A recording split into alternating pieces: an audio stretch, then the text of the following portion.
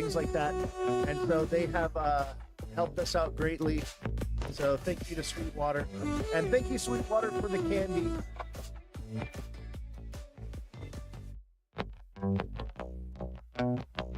How's everybody doing today?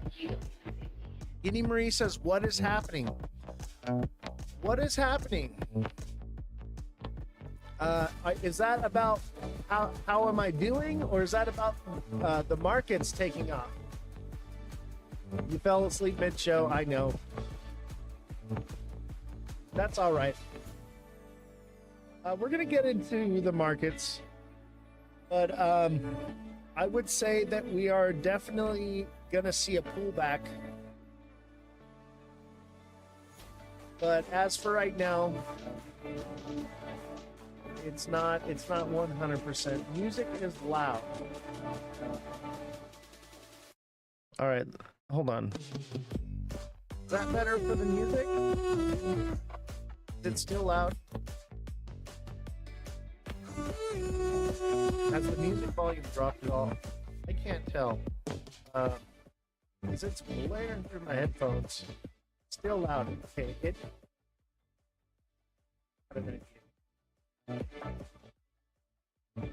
Let's do it that way. Is that better for the audio? Mind you, we are changing a few things here. Let's turn it back up here. How about that now? Better? My apologies. And then let's turn the music up for Twitch as well. Now it's louder. Okay. Is it too loud? How's the audio? We are still fixing some things with the audio equipment. It's still loud. What's going on here?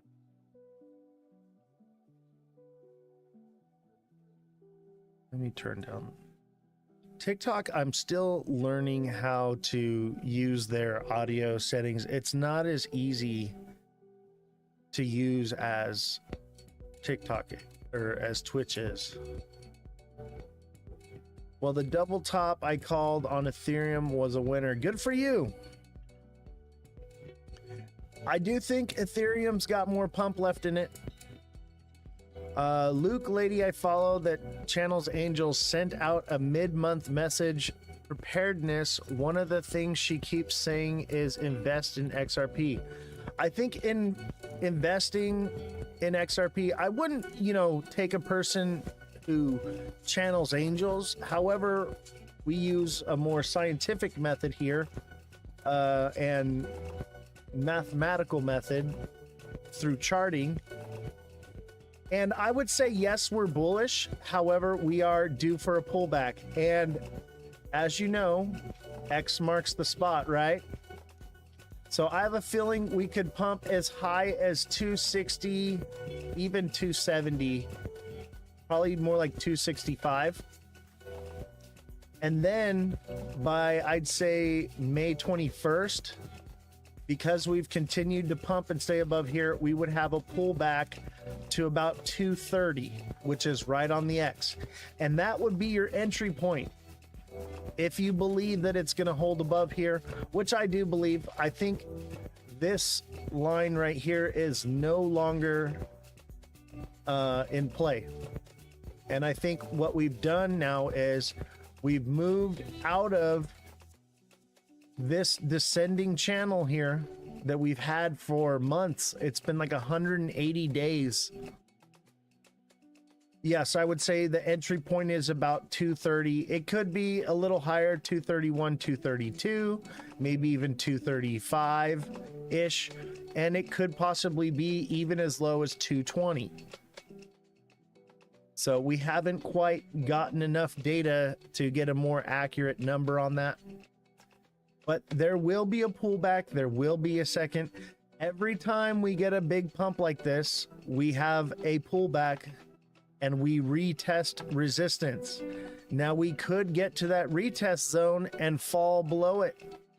And we could come all the way down to 205, 210, 215. and then trail back up. It could be a bit of a bear trap that happens, but I do think that it's possible that we are now in this ascending trend like this, but with an ascending channel, okay? An ascending channel like this comes a fall. And that fall would bring us down to $1.95, $2. But that's not just yet. I think we have room for another push after that. So we could get in at 230 and pump up probably to 280. And we would probably fall from there. I don't think it's going to go higher than 280 like I told you, but there is a potential that it forms a flag or something right here and breaks out of this trend, and we go up to $3 and flag from there and see all-time highs. That is very possible. Do you think we'll ever see under $2 again? It's definitely possible, and I think once the bull run is over, we will probably see $1, maybe 75 cents. But I think the days of buying it for 20 cents are over for sure. And it could possibly be the days of under $1 are over. XRP long now or hold? I would say we probably got another big pump up, or not a big pump, but we got at least a little bit more, or we're done. And we're gonna come back down to retest 230. With everything Trump is doing, no way you're gonna see these numbers anymore. What do you mean, these numbers?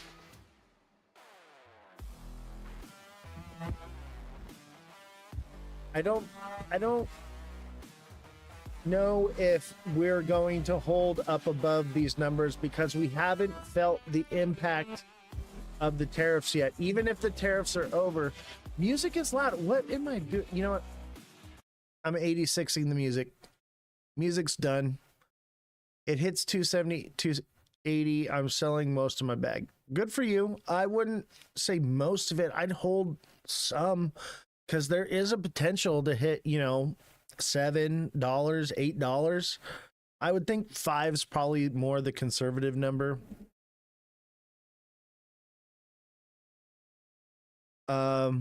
Filled what we need to fill up, only up from here. I wouldn't say it's only up from here. We are definitely due for a price correction. And so I would, and it's normal market movement to come back down to the X right here and then push back up.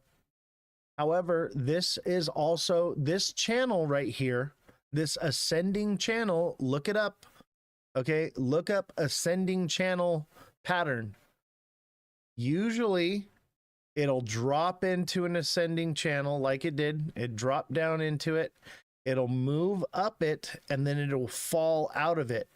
And that could bring it all the way back down to 170 to 160 just for that pattern, and it could continue to fall from there. Look up Wyckoff chart patterns. I don't do Wyckoff. I mean, I understand it, and I do get all that. I do a different style trading strategy. So the way I trade is it's in the IPS phase. I get what you're saying, and it could be a kangaroo jump from here. I don't know if you guys know about the kangaroo pattern. It could be a kangaroo jump up to, you know, $7, $8. But yes, bad news can affect everything. And it could blow through support at 230. However, I think $2 is a strong support zone. It would be pretty hard to break that. It would take bad news to bring it down to there, and then more bad news to break through. I'll keep a small moon bag just in case. Yeah, I mean, I don't want to shy people away from the market. You know, I want to be When I feel like it's bullish, I'm going to be bullish. And I told you guys last week that we would pump till Monday, and we did. That's when we hit our highest peak, was Monday at 266. I said about 260-ish. So we pumped over what I said we would hit.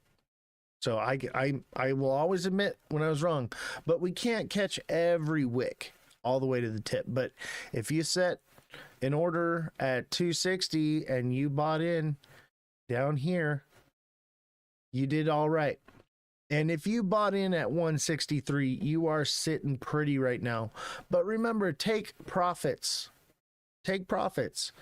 And the idea is to put your money in, invest it, and as it goes up, take those profits out. And once you have the amount of money you originally started with, you can either reinvest it into the market or keep your money and use the house's money to do it from then on out.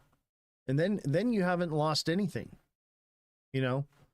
And you can always reinvest at lower positions with more. Dizzle, thank you for the rose. Skeptic Leo with the 6 roses, and J Infinity with the let him cook. Thank you very much. Much appreciated. And so I always keep a moon bag. I got a little bit, you know, that I don't care what happens to it. It's for if it goes crazy. I bought it at, you know, 10 and 20 cents years ago, and I've had it and I've been accumulating into it, and it's what I put when I buy those base prices, wherever the bottom is, and it's just flatlining between cycles. That's where I put that money into that moon bag. And then when it shoots up, I take my profits and I take 50% of that and I remove it from the market. Okay, 50% of that I remove from the market, and I wait for lower zones for entry. And when those lower zones come, I buy them up. Don't always catch them because we are a little conservative. We don't always catch the bottom, but we did all right here at 163. I said about 160-ish. It didn't quite hit 160. It hit 161. However, I always say, you know, add 3 cents. Add 3 to 5 cents, and you'll make sure you hit every time. All right, let's see here. Let me clean up this chart a little bit, and let's talk about where we are in the market and what is going on. This ascending channel, okay, does not mean we are going to moon. It means that we have now broken out of this massive bearish trend, and we could move up to new numbers, but it indicates that we will not see all-time highs. It's a heavy indication. Let's see, we got 1, 2, 3, 4, 5, 6, 7, 8, 9. 9 moves in this one. So we got 1, 2, 3, 4, 5, 6, 7, 8, 9. Right? So we probably got a little bit left. And that would be a pullback to 230. Entry, pump up to 280, exit, and then possibly fall from there. And that would bring us down to, I'd say it could be $2 is the minimum. We tariffs to come back to the US to go that low. Well, let me tell you what right now, no tariffs have left. No tariffs have left. Every tariff, there is 0 deals been signed. I believe the only deal that's been signed is with Israel, and I'm not 100% sure on whether that is set in stone. That is the only deal that I know of that is pretty much done. So there is no deal with China. There is no deal with the UK. There's no deal. Deal or no deal. And right now, there is no deal. Okay.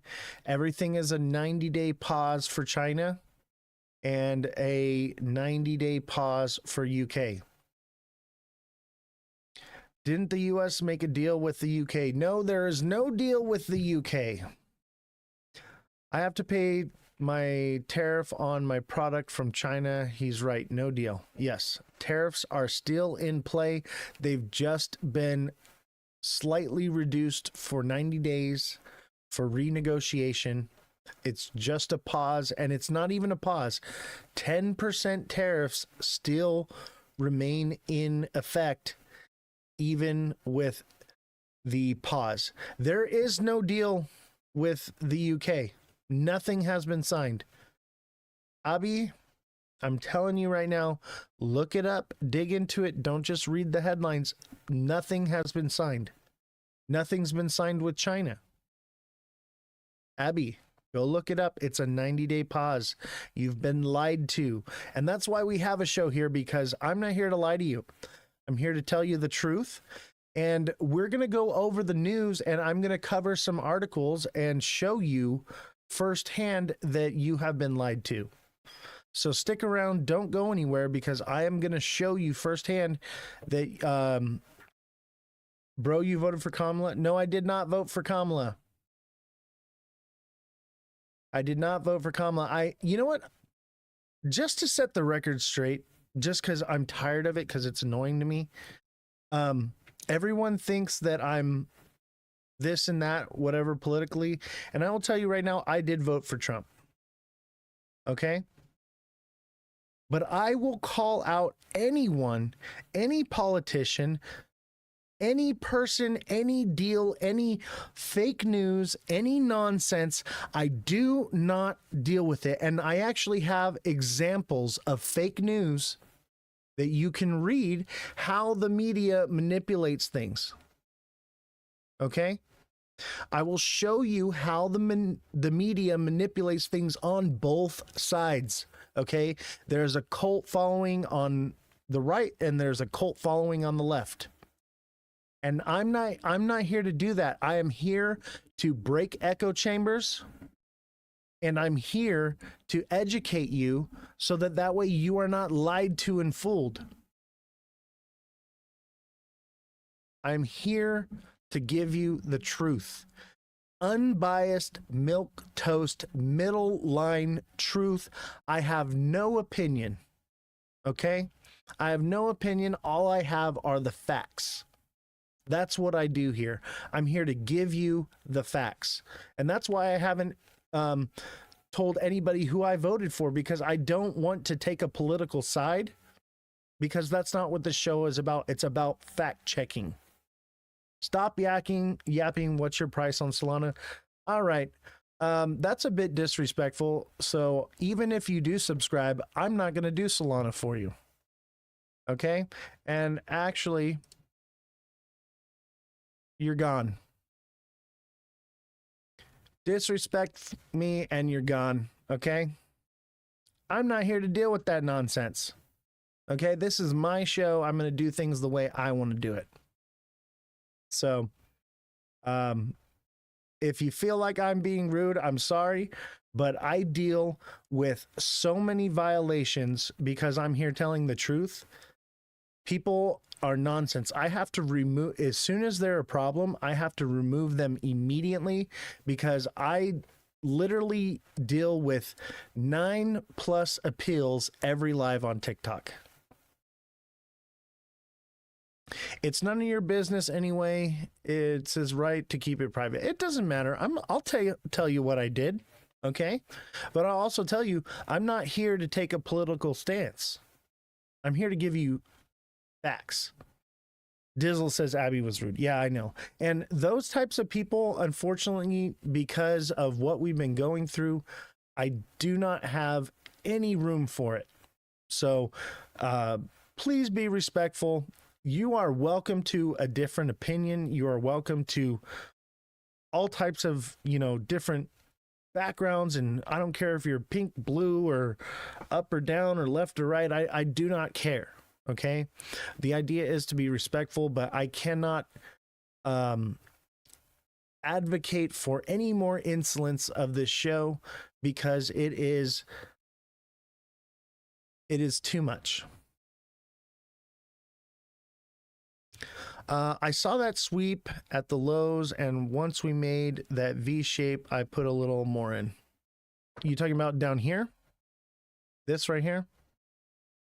If you've been watching the show for a while, I've been calling since middle of January.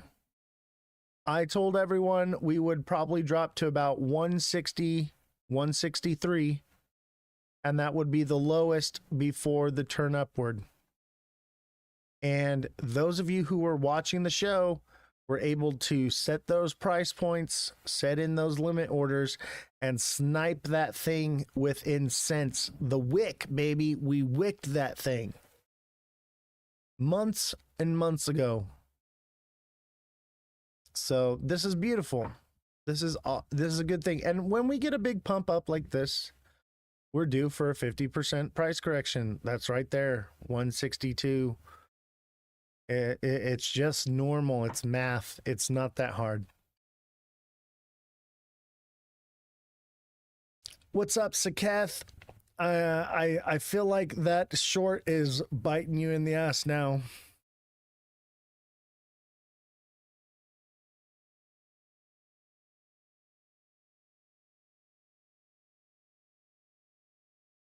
All right, let's see here. Let's cover some news. So today we got some special news to cover. And as you know, we have a research and journalism team here. And let me tell you, I have realized just how valuable it is because I was doing all the news research on my own. And it became too much work. So because of it, I decided to back off a little bit and get some help. And because of that, I have realized this, and not just recently, but over time, we are in a bifurcation of this country and in the media. And there are two separate sides of the media.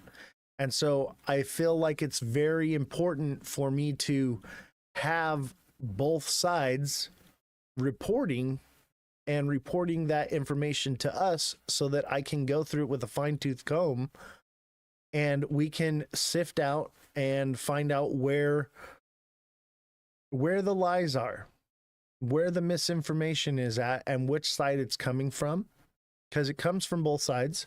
But in every article, something is different. But let me tell you, I have noticed from the left, they want to lie to you the most because they want to make the orange man look bad. All right? That's their main goal. Orange man bad. Okay? And I'm not here to play those games. I'm here to give you the facts and you decide for yourself. That's really all we're here to do, is see the facts.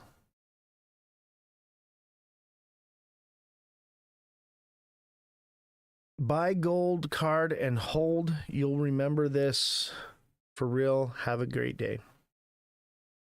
All right. I'm good on it. But let me tell you, the news has been a tricky challenge to maneuver through. It's been very difficult, and basically I try to have a non-biased opinion in the middle. However, I have right-leaning people and I have left-leaning people that work in the team for the news. And because of that, it's for a purpose. Because of these echo chambers that are created in the media, if you are on the right, you're not going to see the information that the left is receiving. And if you're on the left, you're not going to receive the information that the right is receiving. So being here, you're going to hear both sides. You're going to get a more in-depth, detailed, so that you can make that decision for your own and you're not controlled by social media in this way. That's the main thing to take from this. Because we're doing that, I'm going to jump into this story first. I was saving it, but we're going to, let me see here. Where is it at? So, inflation eased after Trump's Liberation Day tariffs defied fears. Consumer prices rose 2.3% in April compared to a year ago, cooling slightly from the previous month and defying fears of an inflation surge in an aftermath of President Donald Trump's Liberation Day tariffs last month. The reading, which marked the lowest inflation rate since 2021, matched economists' expectations. Egg prices fell 10% in April compared to the previous month, offering some relief for shoppers, data showed. Still, egg prices stand much higher than they did a year ago. By contrast, gasoline prices dropped 12% over the past year. The nationwide average price of gasoline is $3.15, data shows. Trump tariff escalation announced April 2nd set off concern among economists and consumers about a possible burst of inflation, since importers typically pass along a share of such taxes in the form of price hikes. All right. Now, we'll come back and read about this. But let's also look at this article. Inflation rose in April, revisiting March decline. Inflation picked up speed in April after declining in March, according to data released Tuesday by the Labor Department. The Consumer Price Index, CPI, rose 2% last month and is up 2.3% over the past year, according to the Labor Department. The annual inflation rate, the annual inflation rate without volatile food or energy prices was 2.8%. Okay? And it says prices fell 0.1% in March through the annual inflation rate was slightly higher at 2.4%. And this is how they lie to you. This is how they're able to put a headline that says inflation rose, but they're lying. Did anyone catch the lie? Did anyone see the lie in that? The reason why this data is not correct, this data is a lie, and what they've done is they used a tactic that the media uses. They remove certain things in order to make it fit their narrative. You can find a narrative to fit anything that you believe on the internet. But the fact goes to show that the truth can be sought out because of this right here. The price index rose 0.2% last month, up from 2.3%. Okay? That's their data, right? But what did they do here? They removed annual inflation rate of volatile food and energy prices. Food and energy prices were removed. Okay?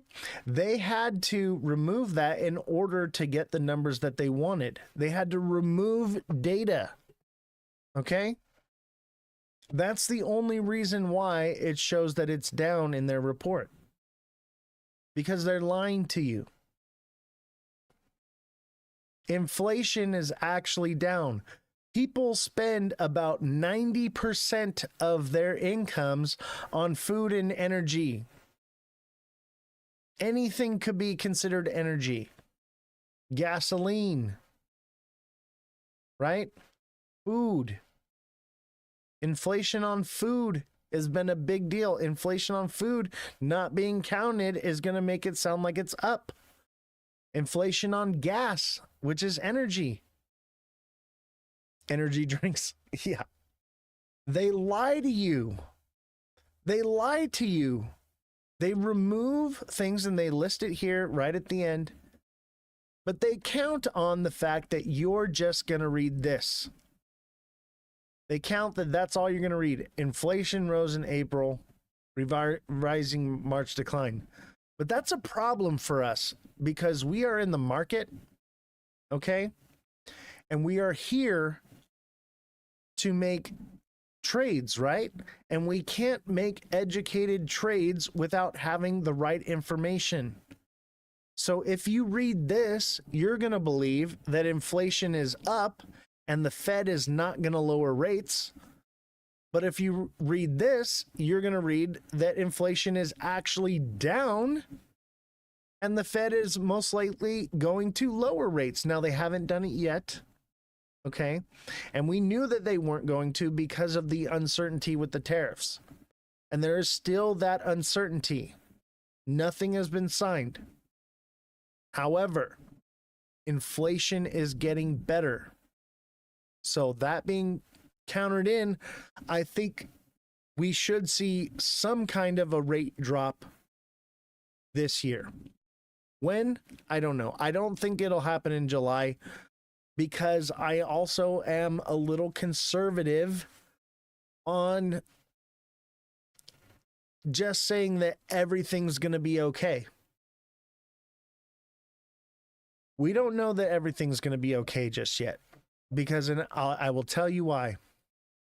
The goods that China paid tariffs on that came to the US just hit the docks last week. Those goods are not on shelves yet. They're still sitting in warehouses. They're on trucks. They're on trains moving across the country. They have not reached the shelves yet. Okay. Jeremy, thank you for the corn. When the price correction, I sold at 250 yesterday and took profits. Good for you. Always take profits. I think we'll get a price correction to 230 and we'll go over that in a little bit. So stick around. That I'll give you a time frame of when that's going to happen. But the thing to take from this is that they lie to you. All right. The media wants to lie to you and they have created bifurcation. And because I'm up here telling the truth, we literally have people hating on me because I'm critical. I'm analytical. I want to have the truth. So I'm not just going to take face value on something just because Trump says it or just because whoever says it. Okay, I'm going to dig into it and I'm going to find the truth and we're going to figure out what to do because that affects me financially. As you all know, I'm retired. I'm 36 years old and I day trade for my income.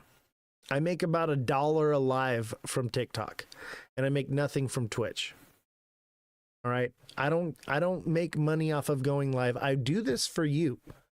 I do this because there is a vacuum in not only social media, but in the news and media in general, where there is no factual information coming in. People are being fed nonsense.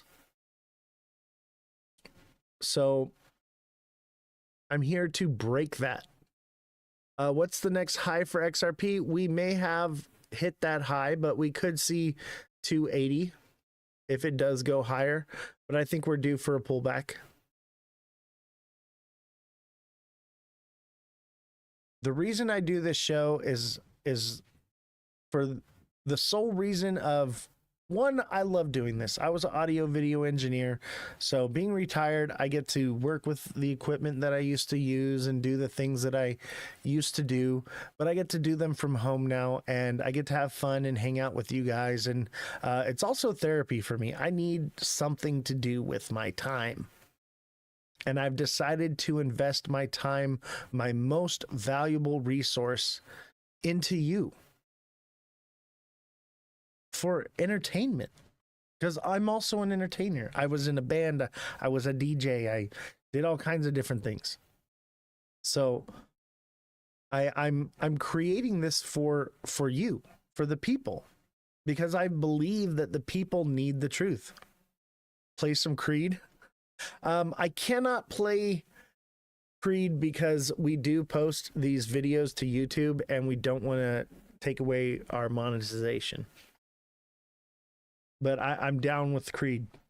Definitely. Hold me now. I'm not going to sing. I'm not a singer. I'm a drummer. That's for sure. All right. Let's see here.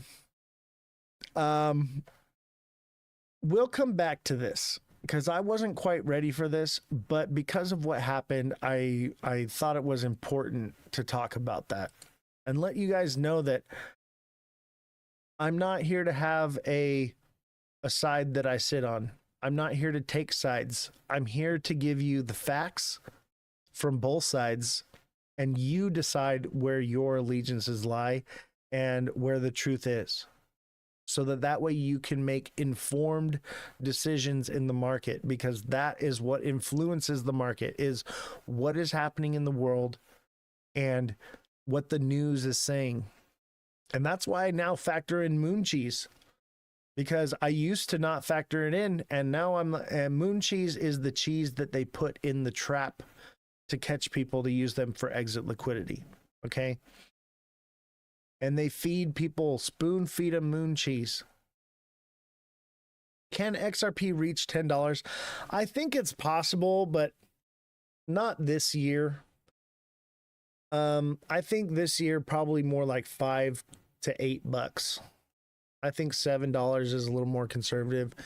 That's if things go the way everyone's saying they're gonna go, this super cycle thing.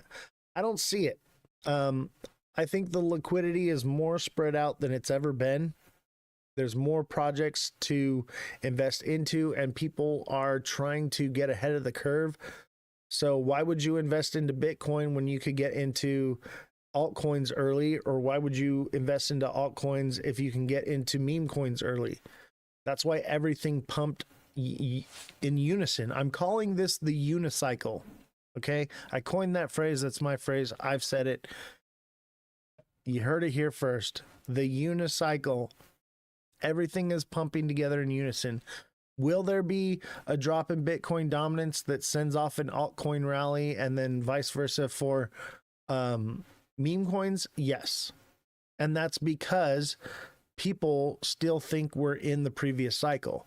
But what will happen is we will not see those massive gains we've seen in the past, because the liquidity is more spread out and people will be holding for too long and they will miss out on the money.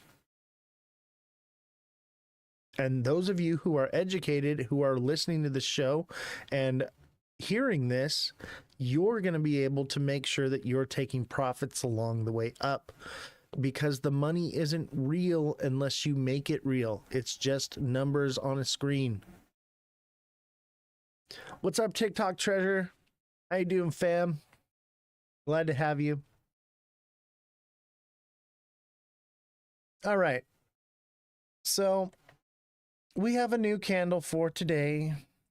And last night I posted that we were forming a red hammer. However, we broke that today. And like I told you, I was like, it has not formed yet. The candle has not closed. And that's part of why I do the show at 5 o'clock, because it's the start of the new day candle. And so we get a chance to see what the day closed out at and where we are potentially heading from there. Now, it looks, I wouldn't call this a green hammer. It's not quite a hammer, but it's kind of a hammer candle, which would indicate that there is a possibility for a move upward again to 270.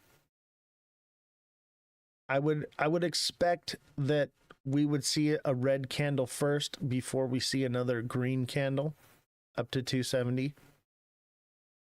And that would probably put it around 250-ish, 255 would be that entry point if you're expecting to catch it one more time up, or this was the top. 265 was the top, and now it's working its way back down over here to this little triangle mark that is formed right here. But I think everyone is rallying together and everyone is hot on crypto right now in the markets because of what's going on. So the moon cheese factor tells me that we could likely touch up here again before we come back down, or we like double top up here at 265 before we price correct. But we are due for a price correction. X marks the spot, triangles the sweet spot. 229, 230. That's where I believe we're headed. If we can hold that and bounce up again and stay up this line, okay, trend up this way and not consolidate sideways and not fall down below here, we're good. I would say that's confirmation that we are still in a bull run, still in a bull cycle, and we are going to potentially see another move upward.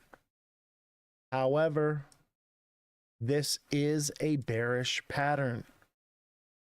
This ascending channel is a bearish pattern. And I would say it's probably got one, maybe two more moves up before it breaks down. Or this could be it. This could be the ascending channel. And then boom, we hit here and we just blow through the bottom and we just see new low numbers. There's not enough data yet. There's not enough data, and we will see what happens as it forms. So hold on to your seats, hold on to your bags. It's nothing's certain yet. And I guess nothing is certain in the markets. Until you see the ghost guy go away, expect that I still see a bearish sentiment. Okay? When you see a moon right here, baby, you will know that we are going crazy. All right? But this is a bearish pattern, downward trend. We broke out of it, but this is also a bearish pattern moving upward. It was a more harsh bearish pattern and it keeps breaking out of that, but it's still in that bearish pattern. Nothing has indicated that we're pumping up to past all-time highs. And that's what we're really watching for. Are we going to hit past all-time high and see crazy new numbers, or are we working our way back down?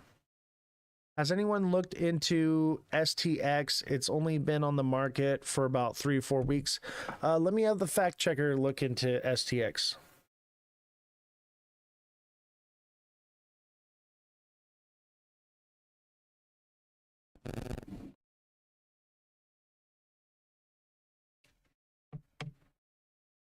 Let me get the fact checker here going. Or SXT. Can you look into SXT for me? About what? What do you want to know about it? What do you want to know about SXT? It says, has anyone looked into SXT? It's only been on the market for 3 or 4 weeks. Thoughts on it? Yeah, I'll have the fact checker pull it up right now.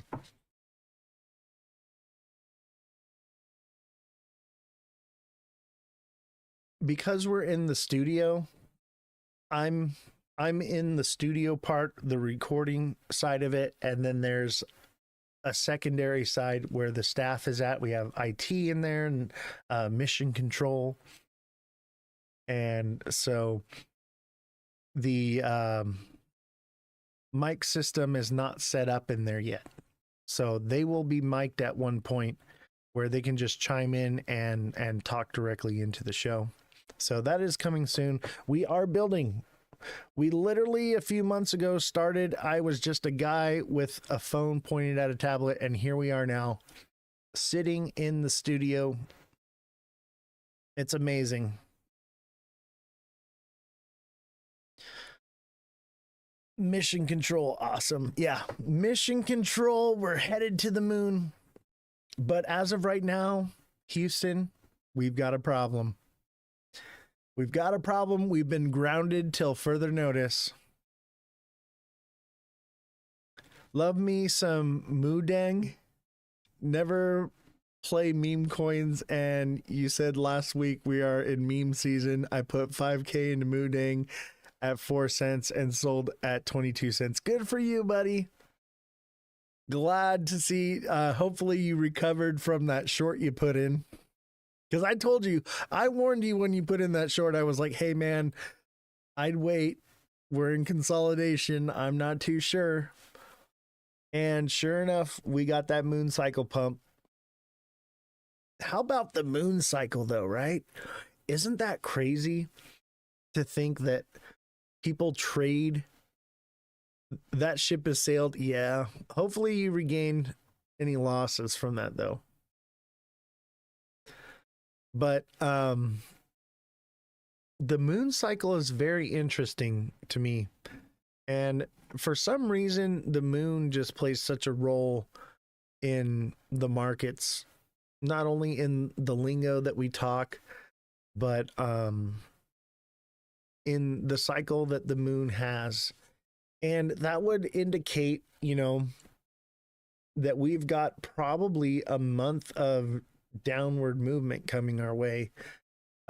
Maybe not a month, because it would probably be, I'd say, a week or two of stagnation and then downward movement, possibly.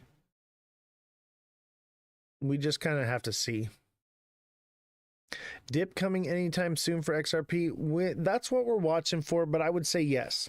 Unless we break above this line here, and this line on the top becomes support. If we break above this line right here, and we start bouncing off it and shooting up and bouncing off of it and shooting up towards $3, I would say get ready for that $5 price. I would be like, $5 price incoming, ghost goes away, and the moon comes up. But until that indication has shown itself, we are still in a bearish pattern. All right. This downward channel is bearish. This upward channel is still bearish. Now, this downward channel needs a breakout and a move upward. Okay. And a move upward would take it up to at least $3 and even, you know, $3.40, and then it could flag from there and continue onward. That is possible. But this could be it. It could be a lot of resistance. 280 could be it. And it just comes up and then moves back into this channel. This channel wants to send it down. This channel wants to send it up. However, this is a bigger, stronger channel forming right here. Okay. This has been going on for like 180 days. This whole move across here. So this would hold more likely to play out than this, which means that if this is the breakout, we could possibly break through this and use this as support. And let me tell you, if this breaks through this and has it as support, I'm going to be throwing so much money at it. Anything below $3 is going to be a good deal. All right. It is going to want to do crazy nonsense. It could go to $8, maybe even 10. I don't think we're going to see like $25 maybe in like a decade, but it is possible, but nothing is confirmed yet. Nothing is giving me that indication. What I'm seeing is an indication of this isn't going to be the bull flag everyone's saying. It's going to be a channel upward and then a breakdown from that channel, which would come back down to the line of support here. So it would break down at 230 and work its way up and then break that down to 230 to $2 again.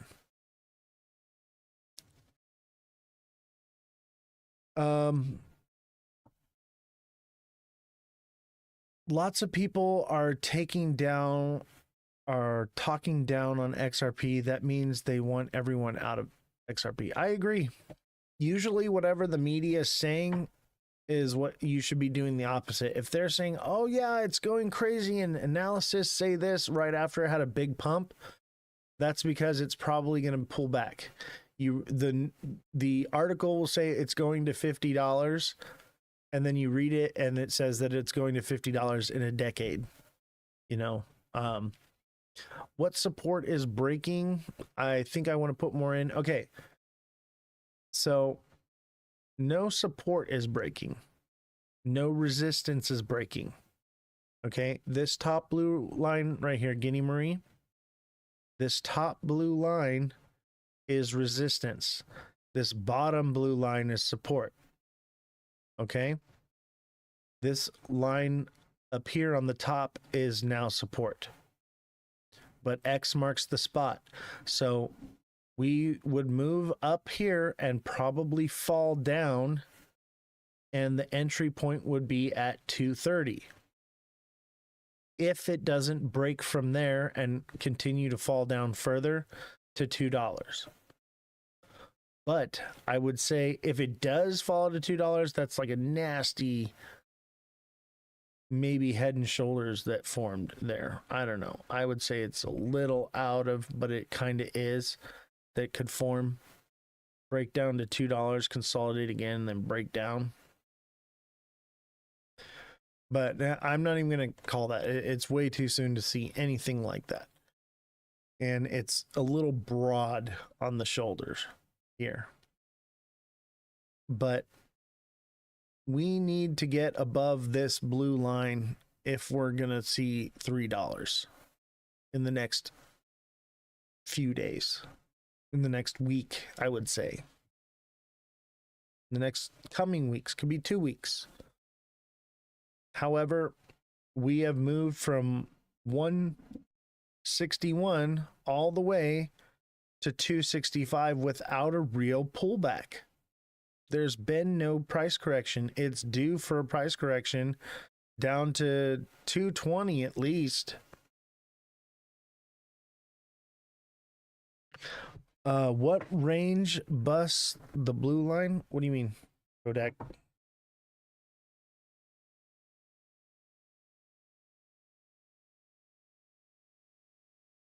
Let's see here. B subscribed at tier 1. Thank you, B. How you doing? Look at Mari. Mari is doing an amazing job with learning the crypto game. Oh, Marie, Guinea Marie. I know Guinea Marie is the most improved follower from every one of the people that I coach individually. By the way, if you are watching on TikTok and you become a deluxe subscriber, you can get that one-on-one coaching with me. I'll tell you what, Guinea Marie has been the fastest learner and has grown so much where she is messaging me and saying, I think it's going to do this now. And I'm like, I think you're right. Let's see here. I got to catch up on and we got 2 chats going. I can't see numbers. Okay. So the straight blue line is about 230. That's the entry point zone. More than likely, that's subject to change. That's if it's to go down. Yes. I think it's due for a price correction to go down. It's definitely due for it. It needs it. It would be normal for it to move down to 230. And it could do it slowly, gradually, kind of like how it did right here. Slowly, gradually, just kind of move its way over and then go up.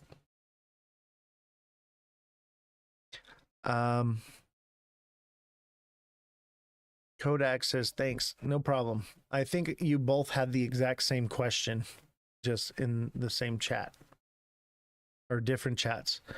Not much bad news to push it down. Yeah, but let me tell you, there is the possibility of bad news to come. Okay? Let me tell you what more than likely will be the bad news. It will be based off of the tariffs. There are no deals. If a deal that was supposed to go through that's pumping it up right now ends up not happening within the next 90 days, expect to see a crash. Expect to see another one of these long, heavy crashes like this. Just red all the way down. Expect to see that. Because nothing is signed yet. There is no deal. There are no deals, and we're going to cover that. You know what? Let's cover the trade stuff. We're a little out of order, but I think sometimes it's better for the show. Tariff receipts topped 16 billion in April, a record that helped cut the budget deficit. Okay, so customs duties totaled 16.3 billion for the month, some 86% above the 8.75 billion collected during March, and more than double the 7.1 billion a year ago. That's crazy. We made, as a country, like our government made ridiculous amounts of money just over the last month because of tariffs. And the deficit, normally in April, the deficit goes up because of tax returns. This is like the first time, I think, in, I don't know, I would say maybe 10 or 20 years that we've actually had a surplus this month in the deficit. So that's an incredible thing all in its own. Is XLM finished pumping? Let me get through the news and I will cover that. So stick around. Danny Gibson, I got you. Remind me if I forget. But we got a few articles we got to cover before we can get back to the charts. And I'm probably gonna skim through some of these because there's a lot to cover, and some of them popped up last minute from the research team. Our journalists here found some things that I missed. Because I'm human, I miss things, and that's why we have a team. More heads are better than one. And so this is great. Everything is working out the way I hoped it would.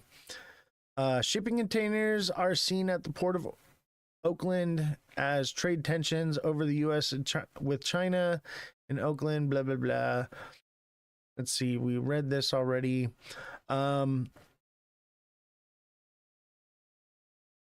I don't want to get into all this. It really doesn't matter. Okay. The meat and potatoes is right here. We got a surplus this month, right? So let's get rid of that one. And some of these are just affirmation articles. I'm doing good, B. It's good to see you, man. I know it's been a while. Things are turning around. You jumped on the show to see if we're going to the moon. U.S. China tariff truce triggers Trans-Pacific rush, but uncertainty lingers. A brief easing of tariffs between the US and China has set off a burst of trans-Pacific trade activity, but deeper tensions and long-term supply chain disruptions continue to cloud the outlook. A 90-day truce in the ongoing US-China trade war has sparked a rush to move goods across the Pacific, with businesses scrambling to take advantage of temporary lowered tariffs. President Donald Trump, and it was Big Baller on Twitch. He said his business, he's rushing to get his products over here right now. He is a prime example of that happening. Personal experience right here in the chat that this is actually happening. So people are rushing to move products back and forth before the 90 days is up.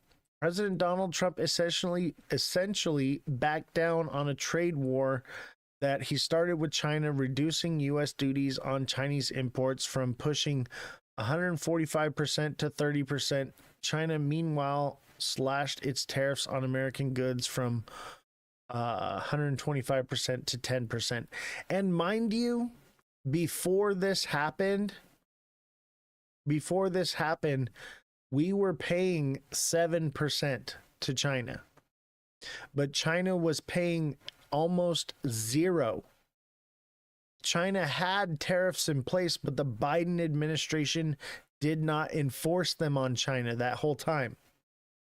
So I would say that this is in a net positive. Even though we're paying more, China's actually paying their 30%. So that's the difference to take away from this. If you look at the numbers, it's a bit misleading because of, even though China had that percentage on them, they weren't paying it at all. You've been in a lot of meetings, B. Yeah, I get it. And I understand it's hard to see the show all the time. I'm here every day. You don't miss me. I'm here 5 days a week. There are a few times where I have to take a day off here and there because of being sick or doctor's appointments and stuff. But this has become, I mean, I'm supposed to be retired, but this has become a full-time job. But I love it. I love doing it. So it's easy for me to do it because I'm not really working because I love what I do. But I really don't make any money doing it. So, by the way, we are supported by your donations. So if you do want to help support the show, we don't make any money off of TikTok or Twitch. What keeps the show going and keeps the staff employed are your donations. Your donations go directly to paying the staff, building the studio, doing all of this stuff. I've invested a little over $15,000 into building this whole thing, and it's, becoming an empire now. Do it. The empire. But yeah, it's amazing. We've grown so much. So if you do want to give to the show, the best way to do it is through donation. I talked to my guy in China and I asked him about the 90-day pause, and he said, make sure you get your products before 90 days. It's coming from owner of a factory. Yeah. You'll make money on subs soon. Yeah, I'm sure, but it won't be much. I pay the staff and the construction crew and everything. I've already paid so much more than I'm receiving in revenue. So it'll be a while before we turn a profit, but I do believe that we are moving forward.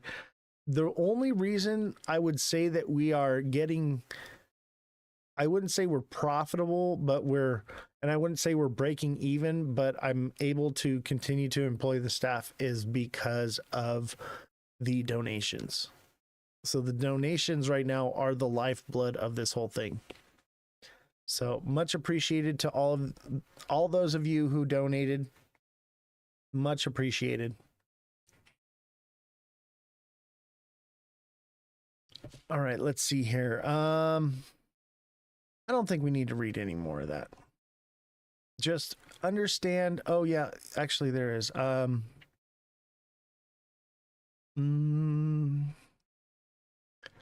on. Be cautioned. My feeling is that we will see a small recovery, but not a big recovery. And you will still have empty shelves, and you will still have increased inflation in the US as a result of these tariffs. The products that have been tariffed have not hit the shelves yet. And when they do, the prices will go up. And do you really think that these companies, after they get you used to paying a price for something, they're going to drop the price? They might do it a little bit and say, oh, the tariffs or whatever, we're going to drop the price a little bit, but they're going to keep their prices higher, and they're going to rake in more profits than they've ever seen. So keep that in mind. The price of goods are probably not going to come down much. They were already increasing the prices of the goods, and the trade deal hadn't even affected anything yet. They just took stuff that was already on the shelf and hiked the price of it up. And I get it. They're expecting that, oh, maybe they're not going to receive any more or whatever, supply and demand, whatever you want to call it.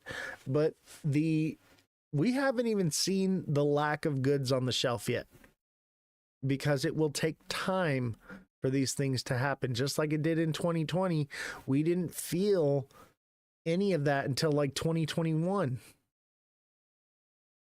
So mind you, it could take months to really feel that.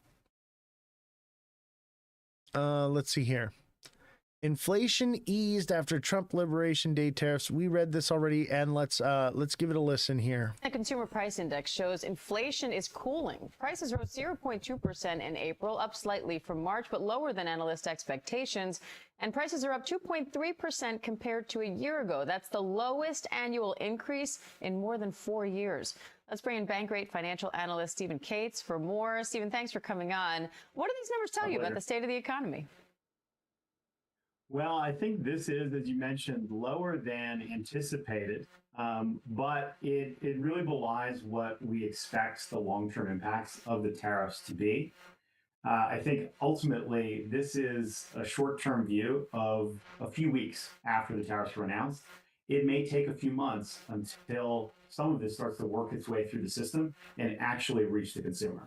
That said, markets rallied yesterday after the U.S. and China agreed to lower tariffs for 90 days.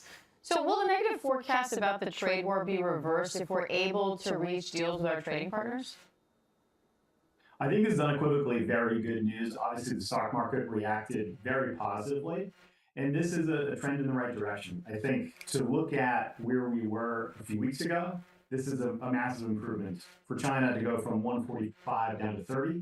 But if we compare this to where we were 90 days ago, we were now at 30. We're at ultimately across the entire world, roughly 12% net on tariffs. That's still a significant increase from where the administration began. And that is going to ultimately impact Americans, whether through reduced demand or higher prices. President Trump's also touting this Saudi prince $600 billion investment in the U.S. How significant is that, and what kind of impact could it have if the deal goes through? Well, deals like this are certainly what the Trump administration wants to tout, that they're building consensus from the globe to invest in America. And so that underscores some of the work that they believe is going to bring America back. But ultimately, the follow-through is going to be what's most important. Getting a deal done is one thing. Implementing that deal and seeing the results are going to be another thing. That may take some years, but it's certainly a good trend to see other countries investing in the U.S. Bankrate financial analyst Stephen Cates, thank you. My pleasure. All right. So it's not There's over yet. nothing like a day of fish. We're not out of the woods yet. And we saw this when inflation rose in April. And we all already know that this is a lie. We just saw that inflation is down. And remember, they use special wording right here. The annual inflation rate without volatile food or energy prices. Most people, 90% of our incomes we spend on food and energy. Remember that. So they use special tactics in order to lie. So remember that. What's up, TikTok seller? Good to see you, man. Let's see here. Why an economist say temporary U.S.-China tariff deal doesn't ease uncertainty. News that the U.S. and China have paused massive tariffs on each other has U.S. businesses rushing to import goods that have been sitting at ports and factories in China for the past 40 days. The deal, announced after negotiations with the countries meet in Switzerland over the weekend, brings U.S. taxes on Chinese goods down to 30% from 145 imposed by President Trump in early April. China agreed to lower its taxes to 10%, down from 125% imposed on the U.S. But there is no official agreement. It is a pause. This is we're going to agree to disagree for 90 days. Let's not cripple the world's economy, and let's talk it out. But there is no deal. Nothing's been signed yet. They talk in public and use words what they're saying. Oh, I know. They use special language. Like, for instance, you'll hear the left do this a lot. They'll say, they're threatening our democracy. They're undermining our democracy. They're trying to remove our democracy. Okay, the United States is not a democracy, and it never has been. It's a republic. It's a democratic republic, but it is a republic. It's never been a democracy, and democracy is socialism. Okay?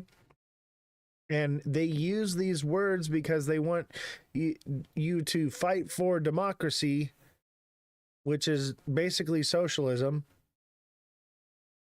And let me tell you, democracy is a bunch of wolves and a sheep deciding what's for dinner. That's what democracy is. It's a bunch of wolves and one sheep deciding what we're going to eat for dinner. And a republic is a well-armed sheep and a bunch of wolves deciding what's for dinner. That's the difference. Having a republic gives the little guy an opportunity to have a voice. A republic is very important for this country, and I think for the world. Obviously, not everywhere is a republic, but for the United States, it is very important that we keep our republic intact and that we do not fall into a democracy. This is very important, and it's very important that people understand what that is, because if the masses can just vote for something, just because the majority agrees upon something doesn't make it right. Doesn't make it the right thing just because of the majority. And that's what socialism is. That's what communism is. Those are two different words as well. They use socialism instead of communism. And they are two different things. But we have to understand that they use special language. They manipulate words to get you to feel a certain way, but be swayed in their direction. You believing something different than what they're actually saying. They know exactly what they're saying. They use those words in that way on purpose. They know exactly what they're doing. And what they're doing is they are changing the way the young people see, perceive, and think about how things work. Most kids today, I bet you would be able to ask them and they would tell you that we have a democracy. We don't. Never have. All right, let's see here. Let's see here. So yeah, there's still uncertainty in the markets. We don't know. And I'm going to save these two for later. Let's go back to the charts for a minute. Danny Gibson wanted me to look at XLM. Let's take a look at XLM. I love XLM, by the way. It's one of my favorites because it's a little bit... Let me tell you one reason why I like XLM so much. First of all, you all know I love XRP. All right? Everybody knows it. This is an XRP show. When XRP is making... When the charts are difficult to read, is what I'm trying to say. When the charts are difficult to read for XRP or XLM, you can look at one or the other, and they're very similar in the way they move, but they're also different. So when you get an indecision on what is happening, like looking at XRP, man, you can be very indecisive on what is about to happen, but you look at XLM and you say, no, we're bullish, or no, we're bearish. Like, it's a good indicator to tell you what XRP is going to do and vice versa.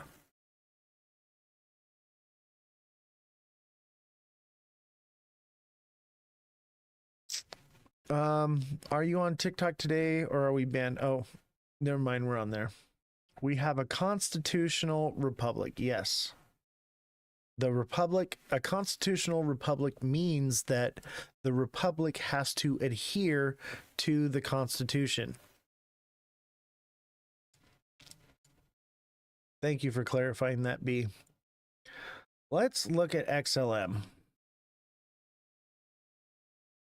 I would say it's kind of the same as XRP. Not enough data on the 1 day here. But I'd say that this is we have an inverted hammer and we have a hammer. I'd say XLM's got more in it. And if XLM's got more in it, I'd say XRP's got more in it. The question is how much more?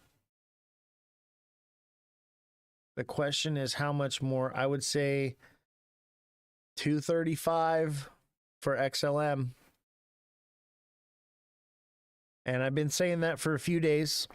Actually about a week now already. Man, time flies when you're doing this show, and you're even on the weekends, man. I'm working with the construction crew, getting all this stuff built and putting all this stuff together with the IT guy, and just working on everything. It's been non-stop for months. Since we started this show, I've basically worked 7 days a week, except for when I got sick. I did take 1 day off. 1 day sick, dead in bed, and then I did some work, you know, on other days, but that was the only time I really took any time to myself. All right, let's look at H-bar for TikTok seller. I think everything's got a little bit more left in it, to be honest with you, just because I know that everything moves in unison. No, that's not it.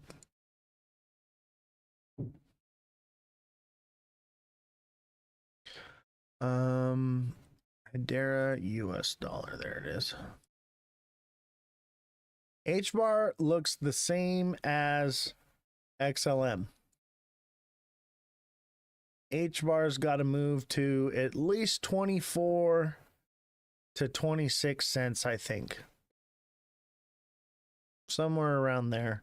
And I mean, it could go further.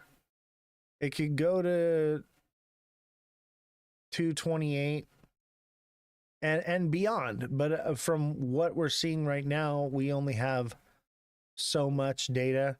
But if this was the top and now we're hitting resistance and we're gonna get a pullback, I would say it's probably gonna do something like that. That looks about right. We had an inverted head and shoulders right here, is usually followed by another head and shoulders. So it just depends on the news right now. The news is the teetering thing. Yeah, we'll do Solana. I think Solana actually is looking good, but I'm a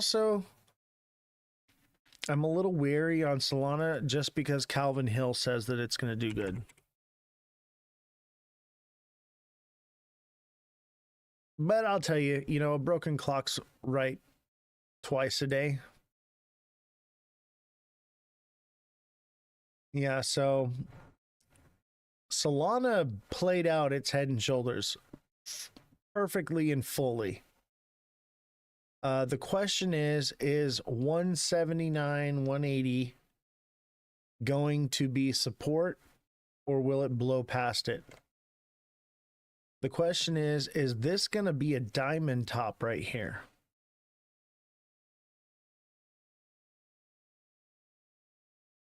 We don't know yet because it hasn't given us enough data. But I would say that that's the makings for a diamond top. And if it really just depends on the news right now. That's what I'm gonna guess, because I think everything's due for a pullback. Calvin catching heat, and I couldn't love it anymore, laughing my ass off. I know, right? Calvin's been catching it lately. And it all started with me. Everybody was bowing down to him, and then we got into it, and since then it's been this thing to troll Calvin Hill. I don't know if we started that trend here, but it's definitely a trend now. And we need to start doing hashtag troll Calvin or something. You know what I mean?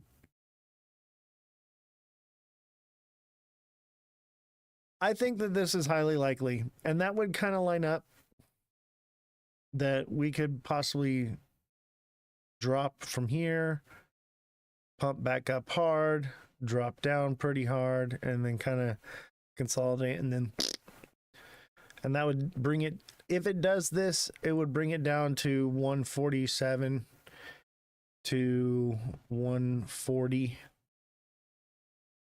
He gets pushed in the algorithms because he lies. Exactly. And that's why I need your support more than ever, because we don't get pushed.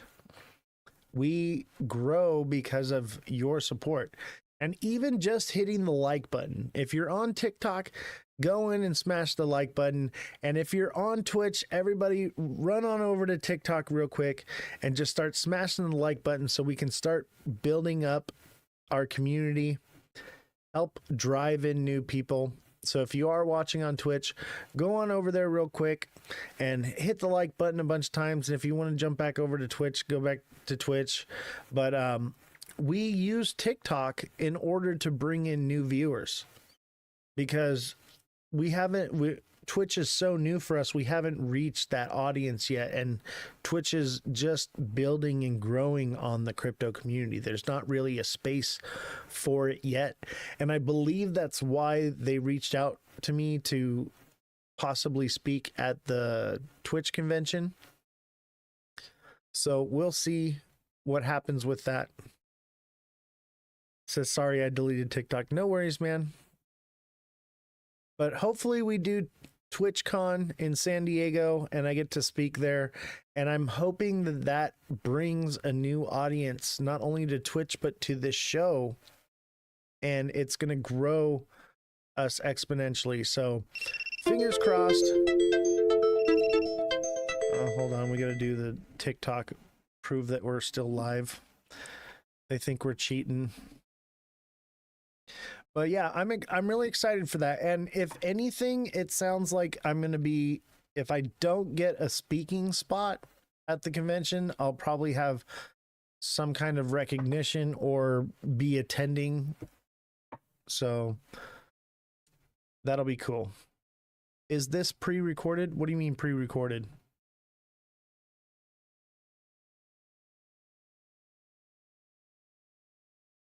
XRP starting to form a downside cup, an upside down cup. Let's take a look at that. Yeah, we're live right now, but everything is recorded. So you saying that this is a cup and handle, or you're saying that it's going to form a cup? That this is going to be the cup and handle? Is that what you're saying? It depends on the time frame you're looking at. Are you talking about like the 1 minute or something?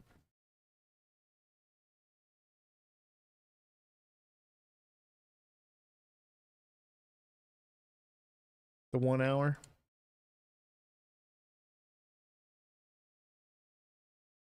Let me see. Talking about this, like a cup and handle?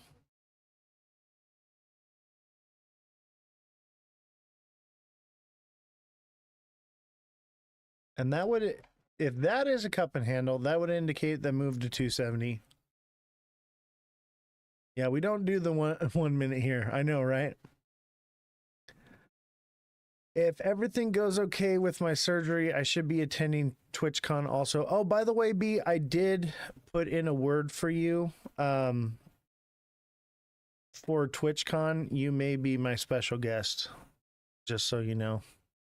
I was gonna reach out to you about that, but I was like, you know what, fuck it, I'm gonna throw them in there because I needed some, because they're like, you have to have like a secondary person with you, and I was like, all right, who do I know that's on Twitch? I was like, of course, B, and I figured you could, you have your community, so it's not 100%, and like you have no obligation to it whatsoever, but I did throw your name and your channel out there. That looks like a wonky inverted head and shoulders. I know, right? I think it's more of a cup and handle kind of, but this kind of throws it off. Maybe it's more like this is the cup and handle. However, a cup and handle wouldn't come from a bearish fall. It would come from a bullish push. So from a bearish fall cup and handle, it would more likely break down.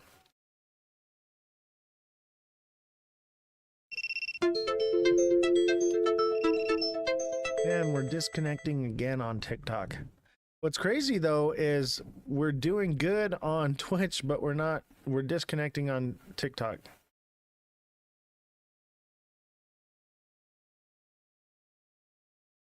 Yeah, hopefully we do the TwitchCon and we can go together, and that'll be something we do. Hopefully we shall see. I have a good feeling about, oh, you know what? Check out this cup.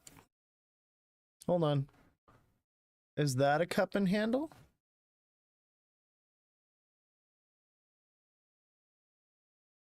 If that's a cup and handle,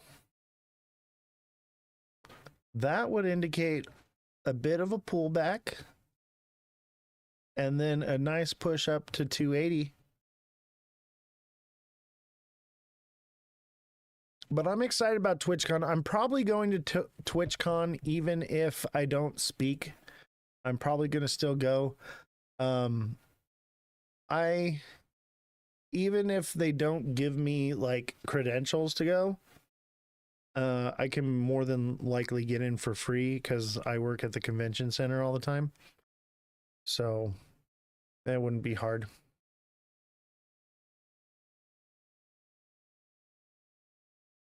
However, the convention center has upped their security, but there are ways. I know the secret passwords and the special doors to go knock on. I haven't been to San Diego Convention Center in about 2 years now. I don't know, maybe this is a cup and handle. If this is a cup and handle right here, I would say that we could potentially pump to 280. Textbook play would be cool here. Yeah, we'll see. And don't forget, if you're watching on TikTok, smash that like button, subscribe to the channel, share the show with your friends. Let's get this show out there. Let's promote it and get it rolling, because we have been hitting rookie numbers on the likes, and I get why. We've moved like 50% of the people that actually engage with our show over to Twitch. So it's to be expected. So those of you who are on TikTok, I need my TikTok warriors to continue to hit that like button and continue to comment and engage. We just did H-bar, but I'll do it again.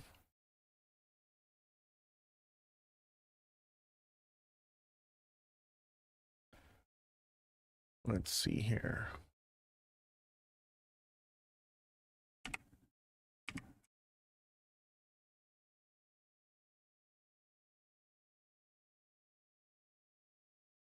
H-bar kind of looks the same. I think it's got more in it though. 226, 225, 226. I think there's a lot of moon cheese going out. Big Baller, thank you for gifting those subs. Thank you so much for that. We got a hype train. We're 50% of the goal to another 5 subs will oh yeah, $2, sorry. Yeah, 25 cents. So another 5 subscribers on Twitch will get us to level 2 of the hype train. Boom, we made it. Awesome. Thank you guys so much for that support. Yes, look at that hype train. That is awesome. I'm not used to seeing level 5 complete. And that's good, because we are trying to push the show for Twitch right now. Because I feel like if we continue to meet goals on Twitch and grow, we will more than likely get that upcoming talent spot. And the thing is, Twitch doesn't have much of a space for crypto. I've only seen like 10 other crypto shows on Twitch, and they're not good. No, I would say that our show is one of the highest quality shows for crypto on Twitch. Matt Hendricks, bro, I'm stuck in the ads while the gifted subs are coming in, but TikTok seller got you. I know the ads suck. I do apologize for it, but we have to have a safety net from TikTok. We have to have it, because TikTok, eventually we're just going to move away from TikTok and do something different, and we won't do the price points there anymore. But it is we are pulling people from TikTok and bringing them to Twitch. So it's kind of like one of those, like, what do I do? But also notice how TikTok you can see the same show that you'd get on Twitch right now. It's the same thing, right? The TikTok live studio could go away at any moment.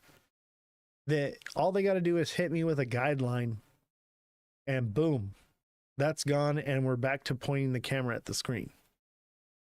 And I am just so sick of filling out the the paperwork. I'm gonna have to, if it continues, I'm gonna have to hire someone just to deal with the appeals process for TikTok, and TikTok is just not profitable enough. XRP is trying hard to break 260. Yeah, let's finish up with Hedera here. I think 225, 226, or excuse me, not 25 or 26 cents. Sorry, I'm so stuck on XRP's price. Send subs him because it will help him grow fast. Thank you, much appreciated. Could you analyze Tether? Is that Tether or Tether? I'm guessing it's Tether because we don't do Tether around here. We don't speak about Tether in these parts.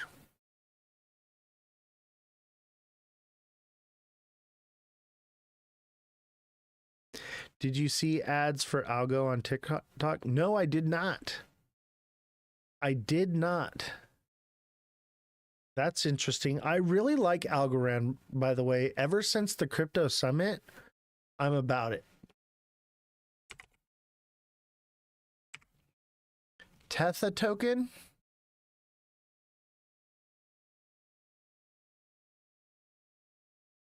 Where's Tether on what on Binance?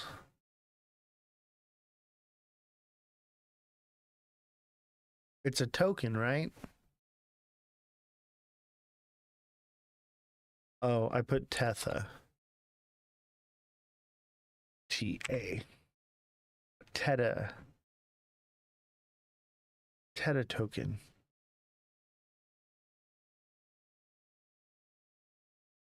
I have it on Swift FTX. Oh, Sui FTX in Australia. Man, remember what happened with FTX, bro? Anything that says FTX, I don't want it. Want it. Grocery lines for Bitcoin was 27-minute wait. Line for Algo was lightning speed train. Yeah. And Algo is going to be fast, but I think XRP, I think H-bar is the fastest out of all of them right now, right? H-bar, Algo, and XRP are like the fastest transactions.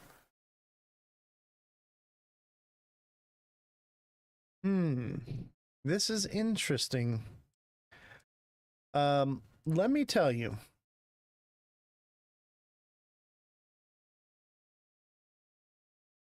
If this is a cycle, it's in despair. I'd say hold on to this one. I might buy some of this. I think this one's got some pump in it. Oh yeah, baby. Dang, 16 bucks. See, when was this? Was March, October, December. Obviously, when it first came out, it got its first big pump. I think the next pump will fall short just like this one did. Probably 265-ish to 290. What is it? Tethos? T-E or T-H-E-T-A-U-S. I'd say that it's dropped into despair. This would be fear right here, capitulation, despair. And it looks like it's about to get another cycle. Dang, I gotta buy some of this. It's hard to say because it could just be a dying coin, but look, it got 2 cycles. It could take a few months, but I would say by November, this thing could be, 280, 275-ish. That looks good. Who said that? This one? Who asked me to look at this one?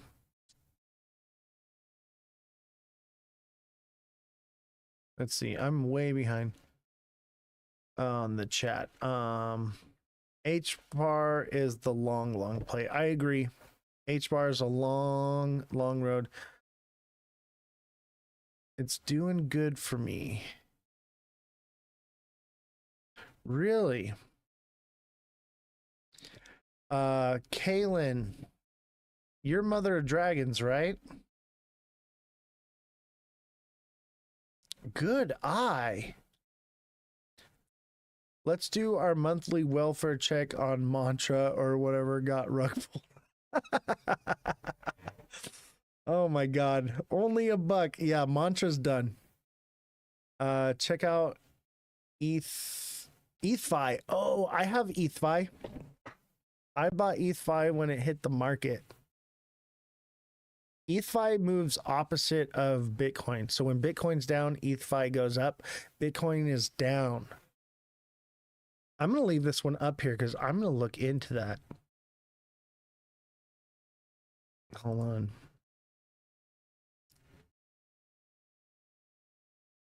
Gooncoin. All right.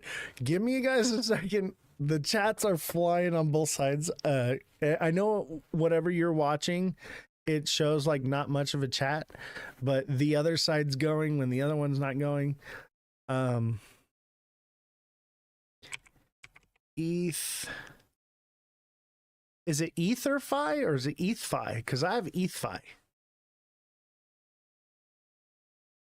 I think it's ETHFi.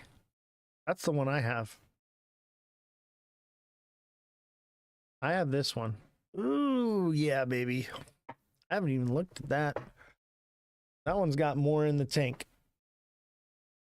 That one's got more in the tank, baby. I think it might do 160 if the markets keep going the way they've been going, or it's due for a price correction.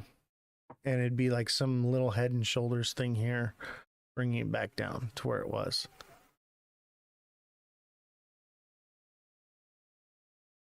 You bought it on the recent low. Yeah, this one I really like this. This is what I want to see. I want to buy in these zones here. I want to buy in these zones, catch these pumps, sell them. This is good. You may end up holding it for a while before you catch it, but you'll catch it. It'll happen again. Yeah, I'm going to buy some of that today after the show. Dude, who put us on that find? Yeah, that was Kaylin. Kaylin did that. I don't know why I bought it. Someone must have mentioned it. Good for you. This is sick. This is what I want to see. I want to see in the middle of a bull run, the end of a cycle, gearing up for a new one, right before we go into altcoin season, meme coin season. What? Oh, this is sick. I'm leaving this one up because I'm buying this. Can you type in the chart what token that was? Theta. Yeah, it's right here on the screen. Here, let me blow it up for you. There it is. Thetas. Or is it the Oz? I think it says the Oz. The Oz. Where do you buy that? What platform? I think it was a let me double check. What it shows several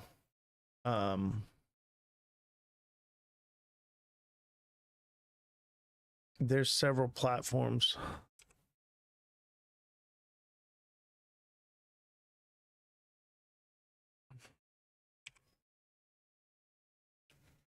Theta, right?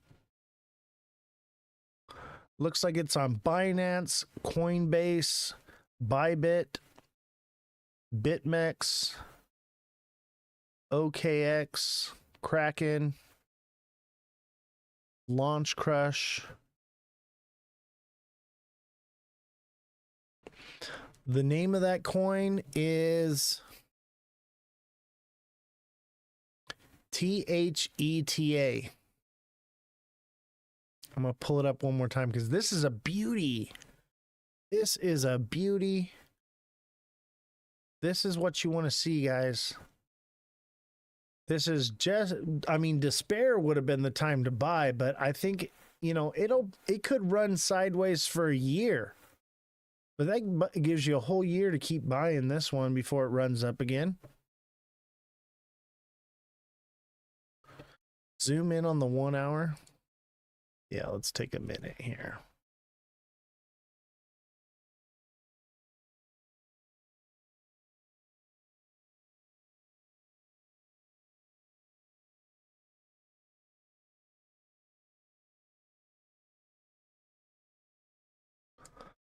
Oh, everything looks the same. Look, it double topped and didn't really play out all the way because news, and it pumped.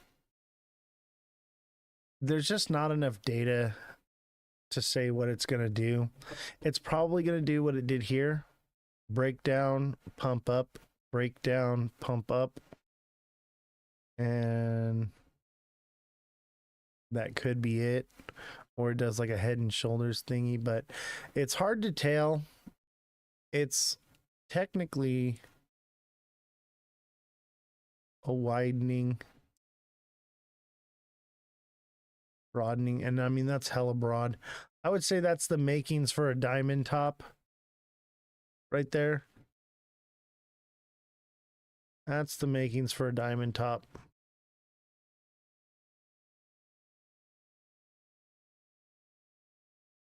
Bring it down to 97, 98 cents, 99 cents, probably 99. That's the makings of a diamond top. If it is, there's just not enough data yet on that one. But I mean, I'd buy this one and just hold it and wait for it to pump. And once it peaks up, it'll do it quick too.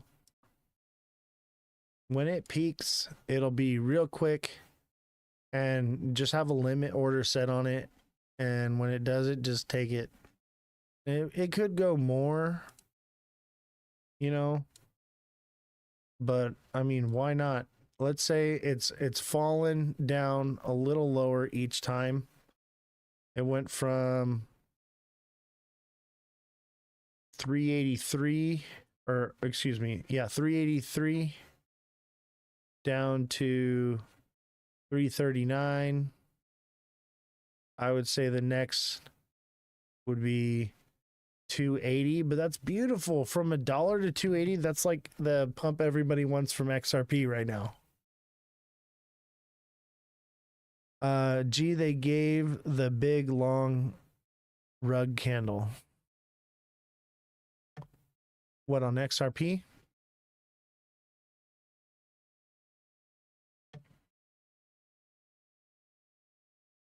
What are you talking about? Yeah, I'd say that this one's in accumulation. As long as it's running, I'd say from where it's at or lower, which more than likely it's probably going to drop lower.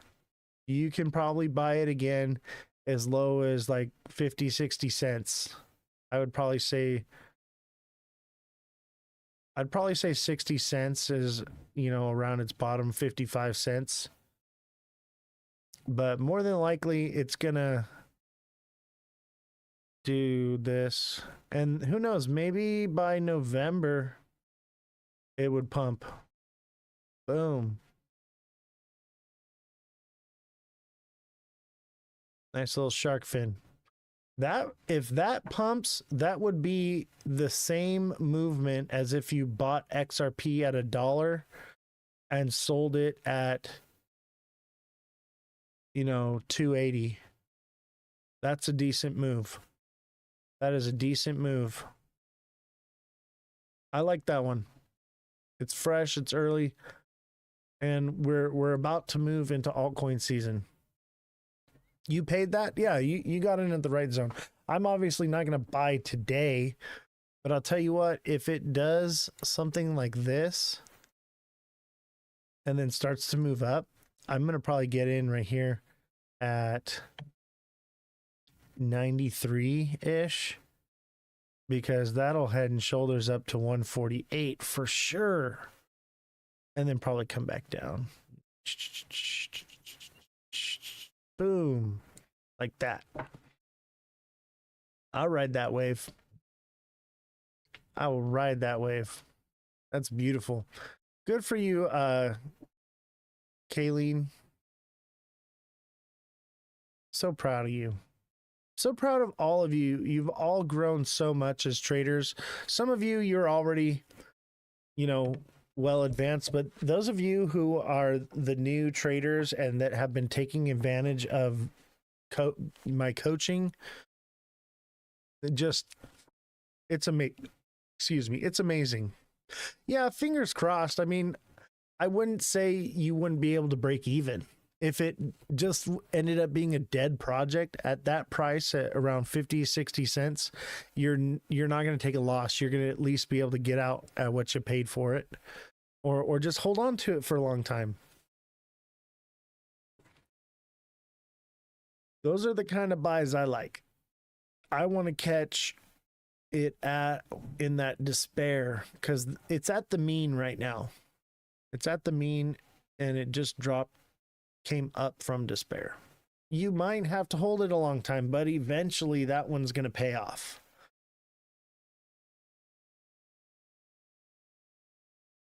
All right, let's talk about, since we're in this meme coin, did I miss anybody's? HD Malicious got a gifted sub. Thank you so much. Wow. Big Baller gifted 2 subs. TikTok Seller gifted a sub.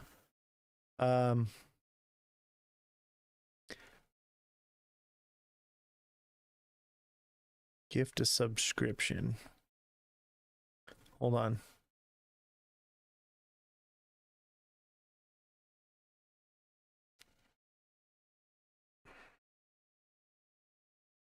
Oh, I see.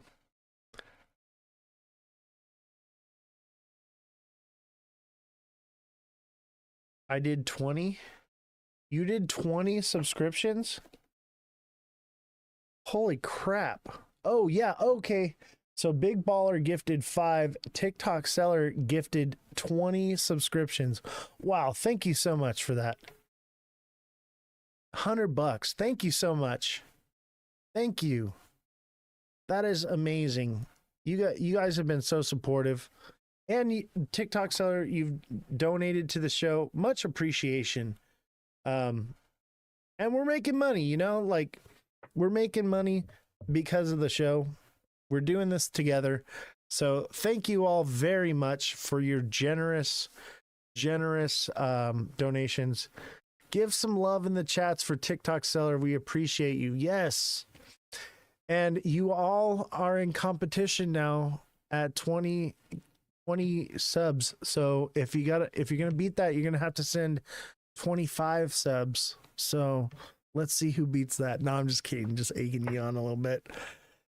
Yeah, B also gifted subs. I think B gifted 5, but it's not showing.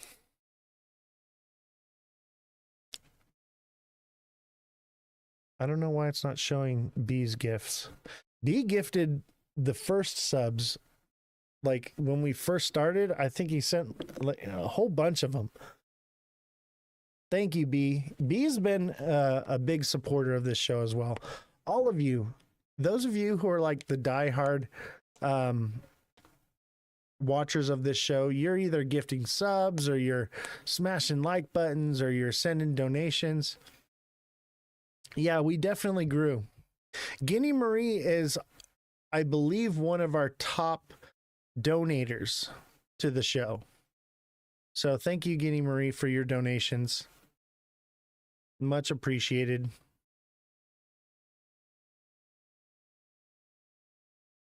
And mind you, those donations literally are employing people. You guys are helping create jobs. All right, let's talk about this. Bitcoin dominance. All right. Bitcoin dominance. Bitcoin dominance is still up. So we're not quite in meme coin season yet. If you believe that we are not in a simul cycle, and I appreciate you getting Marie. Thank you very much. I believe that we're in somewhat of a simul cycle, but I also believe that is a massive group, and most people believe that we're in a regular cycle or a super cycle, and they're all waiting for Bitcoin dominance to drop, excuse me. So if Bitcoin dominance does drop, which it will, altcoins will get a run. I don't think it'll be as big as we've seen in the past, but we will see a run, right? The altcoin season index, though, we are, we moved all the way from over here and we were kind of in here, and we were closer to the middle a few months ago, and we've moved back. But, we've got a long way to move over before we start crossing over. But I'll tell you, once we get to like right here where the cursor's at, it's going to move quickly. Boom. Into here, and then boom. And then boom. So it'll happen quickly when it does. But if you look, like, Bitcoin pumped, and then it dropped, and then altcoins pumped again. And so, like, I think that's why the cursor is starting to move over, because I think we're starting to get into that season. What's your choice of meme coin for upcoming cycle and altcoins?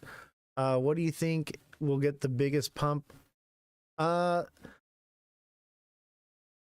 If XRP does not get the settlement and injunction removed, I would say it's likely that it would be, HBAR, Solana.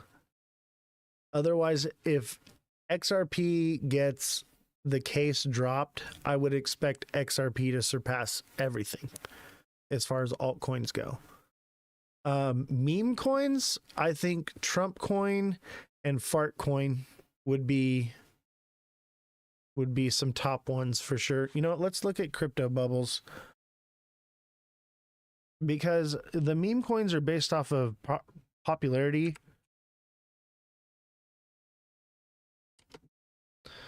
And crypto bubbles is good for tracking the popularity. You love Fartcoin? I know, right? I'm definitely going to pick up Fartcoin for sure. I'm going to always own a Fartcoin just so that I can say I own a fart. Let's look at this year. This year, XRP, Virtual, SPX, Brett, HBAR. So I would say Algo, HBAR, XRP, XLM, Cardano. Meme coins, I would say Pepe, Sui, AV, XMR. That's on the what do you call it? XRP Ledger, isn't it? Fartcoin, though, for sure. That one's always going to pump. I don't think it's up on the year, but I do believe that Fartcoin in the month. Fartcoin's always been a decent one. It did well. Trump coin will probably do something again, but I think probably not with Trump coin. I would say that it's when Trump coin came out, a lot of people bought Trump coin because they thought that was going to be the digital currency that the country was going to use. And I think they were misled by that, and they're like, oh shoot, we got in a rug pull. There's another Trump coin coming. Yeah, there'll always be another one, and they'll have their little bit of hype or whatever. But I would say the best way to find those meme coins is be on social media and hear what everyone's talking about. And you know, I'd say they're all gonna pump something, you know, but I tend to stay away from the meme coin territory. I got into Shiba Inu only because it had utility, you know. I don't know. Yeah, it's silly. The meme coin stuff is silly, and I get it. But I would say 9 times out of 10 on a meme coin, you're going to get rug pulled. You're not going to make what you thought you're going to make. Most people hold too long, and they just crash so quickly. It's over. Yeah, a few bucks, whatever. I'm going to, own some fart coin just to own some fart coin. I'll probably never sell it like it's a collector's item. I would say for this cycle, your better bets are in utility.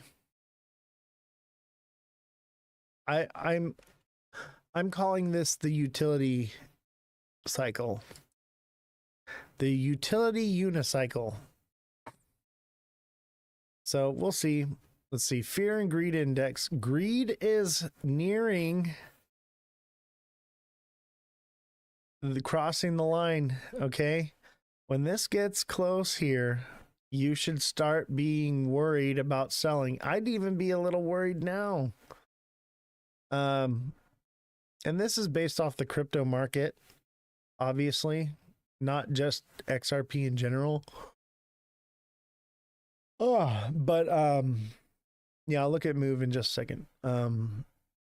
But the fear and greed index, by the way, this is coinmarketcap.com. Check this out. This is a great trading tool. This is based off of the market cap of the entire crypto space. And there's a lot of tools to go through here, but I'm not going to go through all of it in detail. But ones to definitely watch is Bitcoin dominance. Okay. Altcoin season index.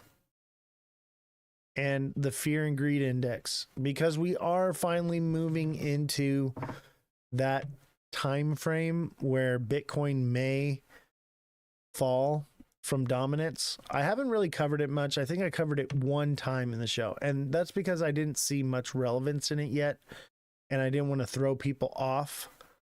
But we're starting to near that alt season line here, and we could be moving into that. And I would say that it's highly likely that this is a unicycle and everything is pumping together. Meme coins are pumping off cycle of Bitcoin and utility coins, and Bitcoin and utility coins are pumping together. And because of that, the liquidity is more spread out. People got into meme coins so early on because they wanted to try to catch it early to become filthy rich, right? And so because of that, it's not flowing the way it should. And also, Bitcoin dominance is based off of Bitcoin and Ethereum. Okay. I don't think this chart is accurate anymore because I feel like Ethereum is on its way down. Now, Ethereum did put out some new tech or whatever, and so there is that possibility that Ethereum's making a comeback. But I really feel like Ethereum is poised to be dethroned. The screen is wacky and distorted. I don't know why that is. All right, I'll look at the dog one. I got to look at move real quick. Let me look at this one first. Oh, my computer froze.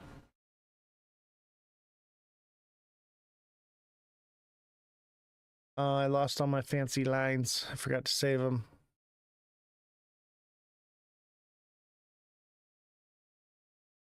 Let's see. What was that project? Move.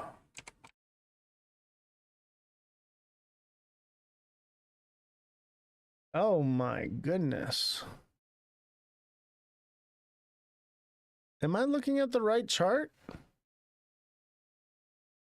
I must be. My word. That is volatile as hell. That is so volatile. Look at that. There's definitely money to be made there. If you're trading, and look at this. We got trend lines here.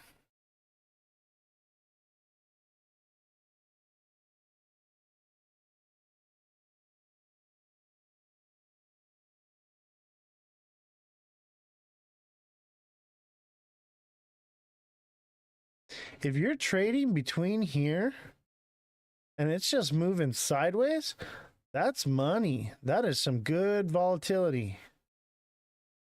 Boom. That's between 99 and 138. So you'd buy at 99 or lower, and you'd sell at 135 or higher. That's beautiful. That's what you want to see. However, I do think it's starting to curve down a little bit, but I think it's going to continue to do something like that. That's an easy consolidation trade right there. And this is the 1 day. So how many days between a trade? Let's see. 1, 2, let me zoom in here. 1, 2, 3, 4, 5, 6, 7, 8, 9, 10. Like about a week or two between a trade.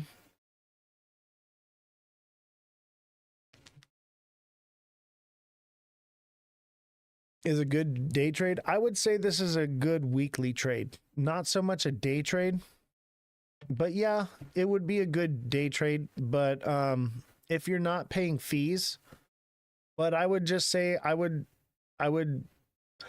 buy at 99 or lower and sell at 135 or higher.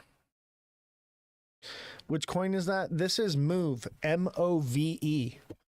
This is a nice trading coin. Now, at any point, this thing could fall out of consolidation and crash, or just moon. Either or. But in between, I mean, if you're just playing with a little bit of money, you could grow some money pretty quickly. It's like robotic how big the candles are. It's just massive moves. That is, it's called Move too. It moves, baby. All right, let's look at dog whiff hat. I'm going to leave this one up because I'm probably going to buy some of that too. I'm going to trade some of this. I'm going to throw $100 in there and see if I can turn it into 10,000.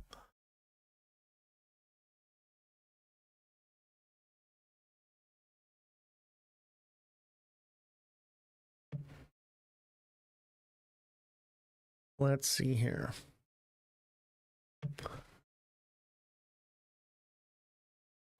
Dog, what a dog whiff hat. What a freaking name for a coin. I'm going to buy some whiff. Take a whiff of this thing. I'd say this thing's kind of trading with everything else. It's been on a downward trend since it came out. I'd say it's due for a pump. I'd say it's due for something. But if the market crashes, it'll probably crash with it. This is so new. This is just since December. And it's just been down, down, down, down, down, down. But mind you, there are so many people that bought on all these zones all the way down. As it goes up, they're just going to liquidate it. It could keep it down because it just started downward.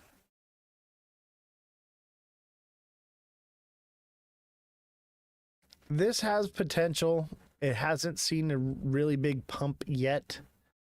It has potential, but I would say be cautious. Be very cautious with something like this that's only seen downward movement. That means people have been buying it, hoping for it to make a turnaround, and they've been holding it for a very long time now, and they're just like, all right, I just needed to get to this number and I'm out of it. Party Patriot. Is that a coin? Party Patriot?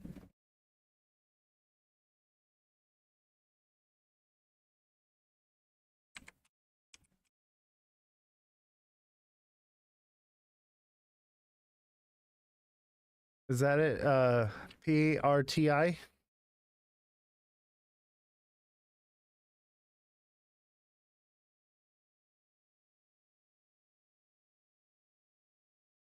Dang, everybody just flowing in with the things to look up. Simon says, "What's up, Oz? I've been out. I've watched the show on YouTube. No worries. Glad you're enjoying and taking advantage of being able to see the show on YouTube.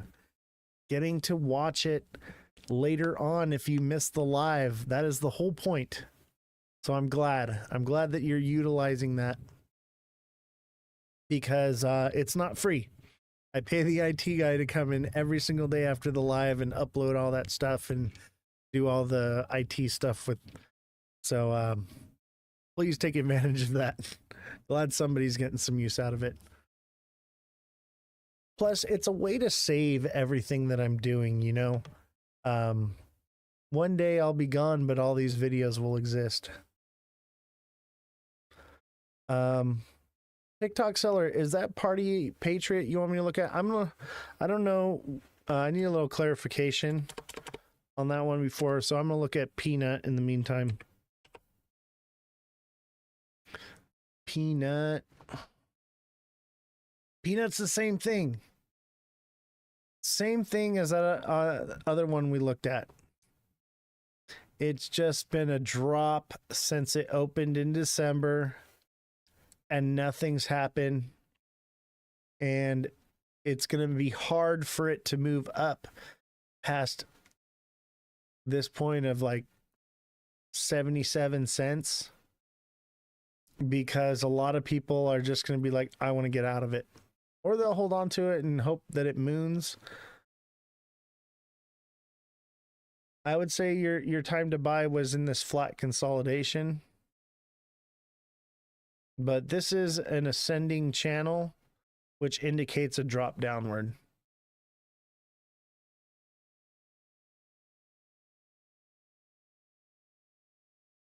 But these meme coins are harder to chart because they'll just do the opposite. But it looks like it's ready for a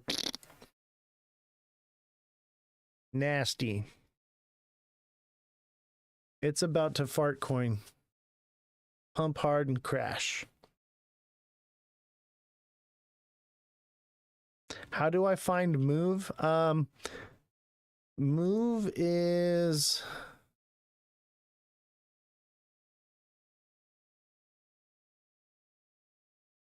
That's a good question.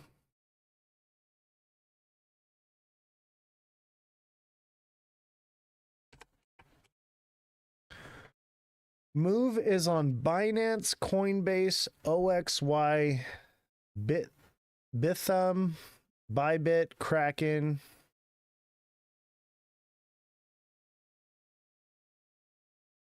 Lunar Crush.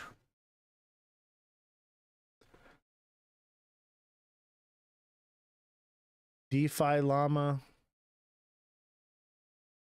Those are where it's at.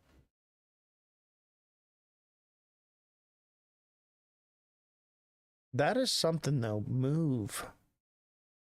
I'm pulling that chart back up because, wait a minute.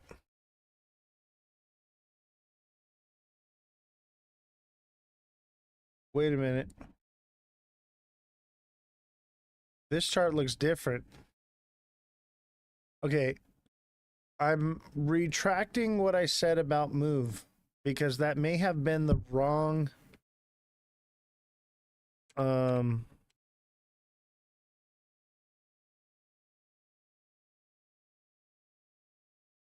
may have clicked on the, maybe it was this one. That is weird. It looks different. Okay, sometimes the charts come up wrong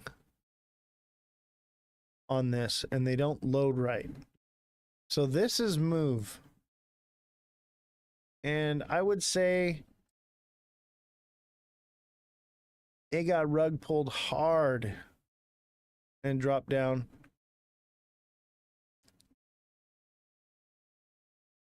Yeah, be careful of move. The other one was just MOVE. What happened to that? Why did I back out of it? I'm glad I did though, because I don't want to steer people in the wrong direction.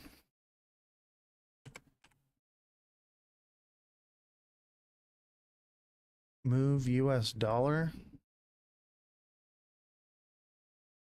Yeah, something was off on that chart. Sometimes this thing doesn't load properly, and I thought it looked wonky. So move is basically the same, but I think it could be forming a head and shoulders thing here, inverted. I could see that to 35 cents. Or it just crashes down more. It's hard to tell. There's not enough data. After we pump like this, we have to start waiting to see, what's it going to do? Is it going to consolidate or is it going to drop down? Goon coin? No, it said move, but it didn't say like move USD. It just said move. It could have been like market cap or something like that. Let's do Goon coin.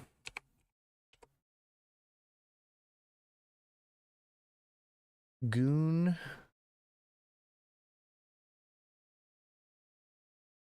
Did you want to look at Goon coin? Is that actually a real thing? I generally won't look or condone anything that's on Tether. I don't know. Unless you want me to look at it, I'm going to look at it. But I don't know if that's... I don't see any charts there that I would want to use. I've done some small trades with GRT and done good with it. Let's see GRT.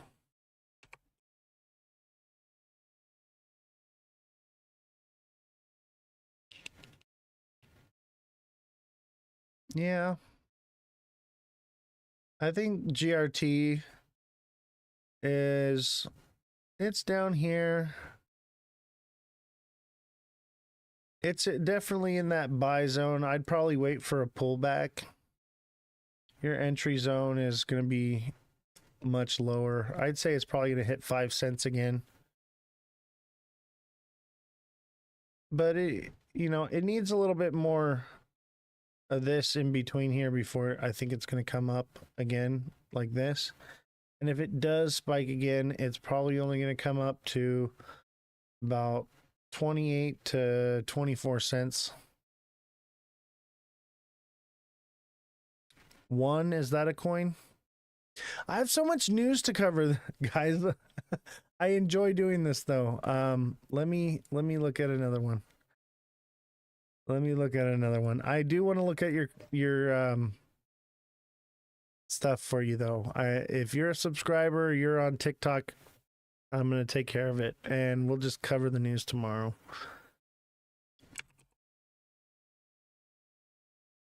One Kodak, are these the ones you're naming out are this is like D Trust. I don't recognize if it doesn't even say US, like this is wonton or South Korean won. I don't know if that's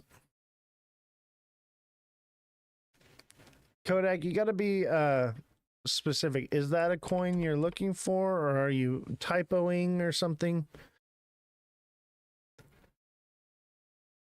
I've done some.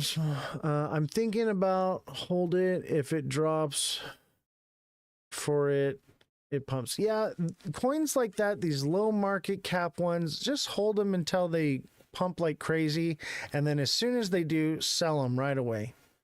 They're not gonna hold at their positions. They're gonna pump and dump. So if you're holding them, you got to be watching the markets, waiting for that pump to happen, and then the moment it does, just sell it and get rid of it as fast as you can. Unless it has like some kind of utility. No, it's fine. I just read about it. All right, cool. Some of the, I can't know every project. I try to focus on XRP mainly because it's one of the hardest altcoins to chart and its utility. So that's why I do it, and because I believe in it. I think that it has the possibility to be something great.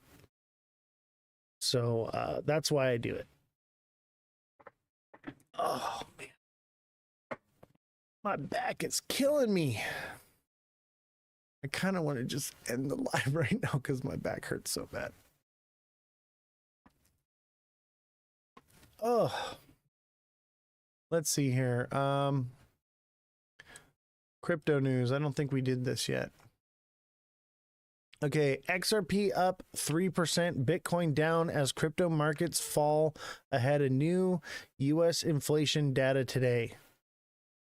And that's because of that mixed news that we got. Yeah, I needed to stretch. Some people were fed a lie that Trump, caused inflation, and some people got the facts that inflation is down. And so because of that, Bitcoin fell 3%. All right. So does that indicate that Bitcoin dominance is dying? No, that indicates that people were fed fake information. And I noticed Bitcoin tends to be those who follow the fake news, because those of us who are well informed in crypto are a little afraid of Bitcoin. It's a bubble waiting to pop, and it's a meme coin. And so I think low information buyers and sellers buy Bitcoin. And I think there are those, they're the maxis as well, and they just believe these crazy outlandish things, just like the XRP people. They believe crazy outlandish things too.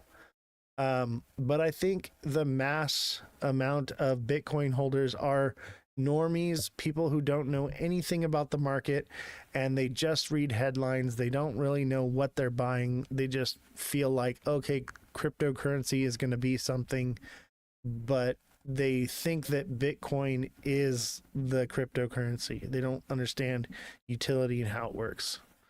So I feel like the majority of Bitcoin holders are low information buyers. And obviously there's those of us who hold a little bit of Bitcoin, whatever. I'm just saying, like, a lot of normies that don't really follow anything. They're just like, oh, I heard they're going to a new digital system. Maybe I should buy some of this Bitcoin. Those kinds of people. I have another meme banger. Green shot she token. Let's go. All right, let's take a look at it. And we'll get back to the news. Green.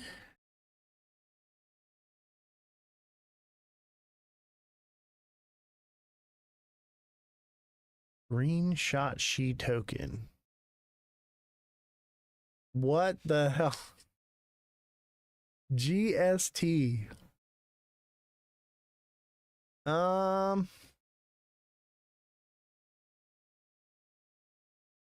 Jesus. Look at it, just goes all the way to 15 cents.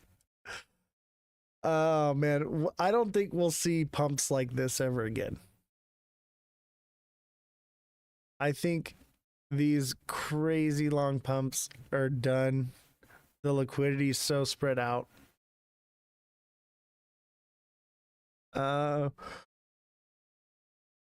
It might have another one in it, but it would only probably go to like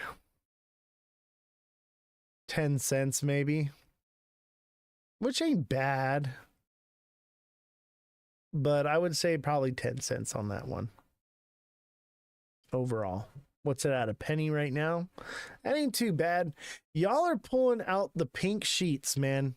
And I'm telling you right now, you may have to hold this one for a long time before you get to 10 cents. But I think it could do it again. And it could not even be 10 cents. It could be 5 cents. But man, you guys in your pink sheets, man, I am not a fan of the pink sheets. The penny stocks. I will take 5 cents. I know these are the get rich quick scheme. And I think they'll have their thing. People are going to be watching them, you know, whatever. But there's so many meme coins now. Like, you have to be on what's popular. They'll pump and dump and then never do this again. You know, it could just flatline forever. Keep that in mind. You can just be holding it forever until it gets to negative 1 cent. Algo. My thoughts on Algo. I love Algo. I think Algo is going to be huge.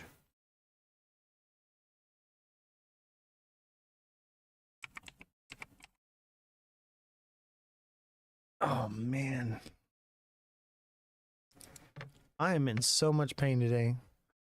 Algo.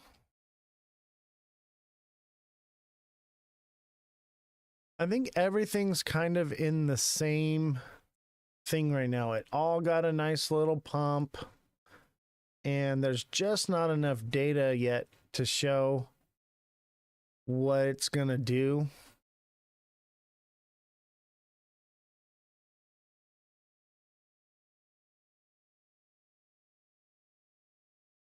It kind of looks like a diamond top, though. I think that's what a lot of these are forming, is like somewhat of like this diamond top formation.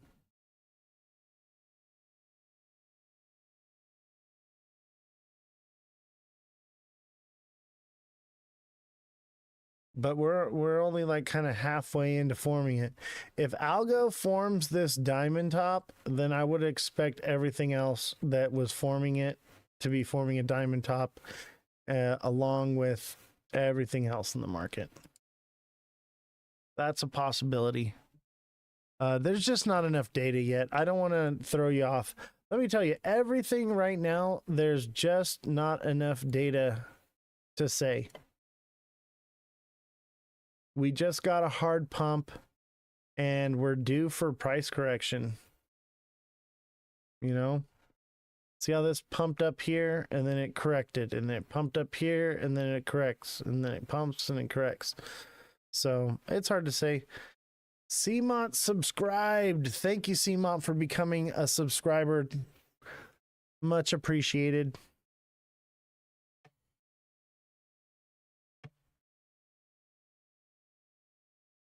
All right, let's get back to the news.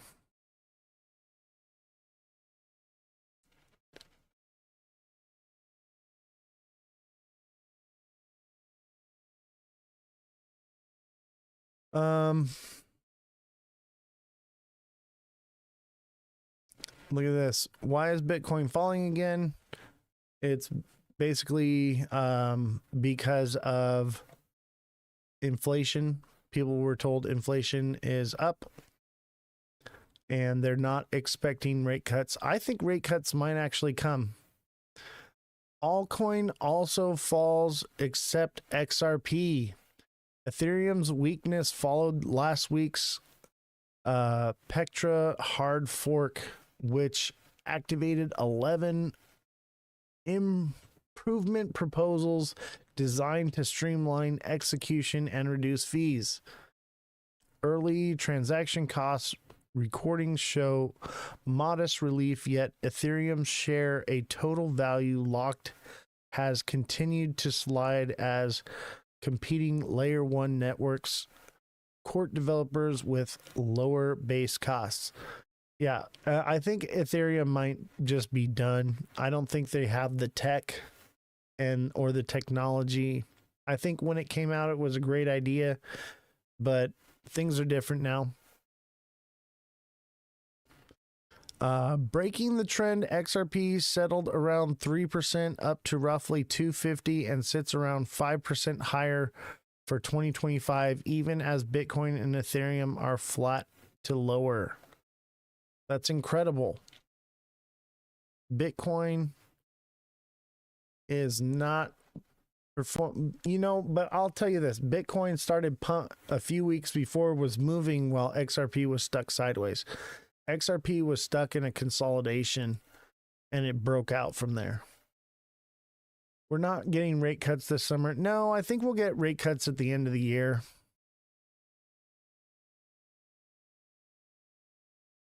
I don't think we're getting July rate cuts, that's for sure. But it's possible. But I think they're still waiting to see what happens because of tariffs. Because that impact hasn't really happened yet. Let's see. Coinbase shares could see 16 billion of buying pressure from S&P 500 index inclusion Bernstein. So Coinbase will be on the S&P 500. That's crazy. We already kind of covered this yesterday, but yeah, Coinbase on the S&P 500, that is going to inflow money into Coinbase and into crypto. That's awesome. Oh, we already covered this one. I don't know why I double tapped that one. XRP news today. Legal limbo and ETF delays stall XRP's bullish breakout. BTC at 104K. This was May 12th. This was yesterday. So XRP surged. And then, so basically XRP didn't do as well because of the legal limbo. However, we pumped today and we're holding steady. The reason I bring this up is because I think that this is wrong. I think that XRP is moving the same. It's just XRP fell to that really low position around 160. And moving up now, those resistance zones of $2 and $2.20 are very strong resistance. And it just struggled to break through, not because the bulls couldn't push it up, but there was just a lot of, sell orders placed in those areas because people know with XRP that is a tough zone to break. So I really think that that's all it was. Papa Powell, please. Yeah, Dizzle, all you got to do is become a subscriber and I'll look at whatever project you like, or come on over to Twitch and write it in the chat on Twitch and I will do it for free. We will be leaving TikTok, so we are migrating to Twitch eventually. So come on over to the Twitch side and type that in and I got you. And don't forget to smash that like button. Those of you on TikTok, we are almost to 10,000 likes. We're at 8.1K likes. Those are rookie numbers. We need to bump those numbers up. Start smashing that like button, subscribe to the channel, and share the show, because we do need to build up our Twitch a bit more. We need to start growing that because it is a new platform for us. And because so many people have moved to Twitch, it's made our TikTok kind of slow. So we need to bump up that TikTok just a little bit more. So if you are watching on there, Kodak, if you're watching, I'm talking to you. TikTok seller, Lexus mom, my TikTok warriors, Neo 2.0, Jfinity, Danny Gibson, censored by TikTok. If you guys are watching on TikTok, start smashing that like button. I need your help to continue to feed their algorithm. If you are on Twitch and you're watching, obviously there are those of you that are at work or you're driving or whatever, and you're listening to this like a podcast. I get it. You can't always be engaged, but for those of you who are available to do it, pop off of Twitch every once in a while and go into TikTok and just, start hitting the like button and spamming the chat, and that helps the TikTok algorithm. So much appreciated to all of you who continue to put in that extra work for the show. Much appreciated to all of you. But we need some likes over there for sure. There we go. I see two. I see a couple little likes flowing in. They're flowing in now. Keep smashing that like button. Thank you all so much. And for those of you who are on Twitch, don't forget, and TikTok as well, this show is supported by your donations. So I'm able to continue to keep the staff on and grow the show the way I have been because of your donations. So when you can give, much appreciated. If you can't afford to do it, no problem. Just go hit the like button on TikTok. All you got to do. But your donations are the lifeblood of this show. So I do appreciate all you very much. Those of you who help support the show and keep all this going. All right. Back to this one. India proposes retaliatory duties against U.S. steel and aluminum tariffs. The proposed suspension of concessions or other obligations takes the form of an increase in tariffs on selected products originating in the United States, India said in the notice. Okay? This is not good. This is reciprocal tariffs. All right? Everyone's focused on the China thing and the pause or whatever, and it's not even a real deal. They're focused on UK, but there are other countries that India is one of our biggest trade companies. I would say it's just under China. Okay? It's as big of a problem as China. And the fact that they're putting on reciprocal tariffs is not a good thing. And I think part of it is because they want a better deal, just like China got a really good deal. And I hope that this doesn't serve as a precedent for other countries to say, hey, all we have to do is slap mad reciprocal tariffs, deal with it for a couple of months, and then we're going to get the sweet deal that we're looking for. That's not a good thing. So that's something to keep in mind. By the way, this is brought to you by our news staff. I missed this. I did not catch this when I was looking through the news, and this was put on my desk like 5 minutes before the show. And I was like, holy cow, we need to talk about this. So tariffs are not over just because... Oh no, we're frozen again.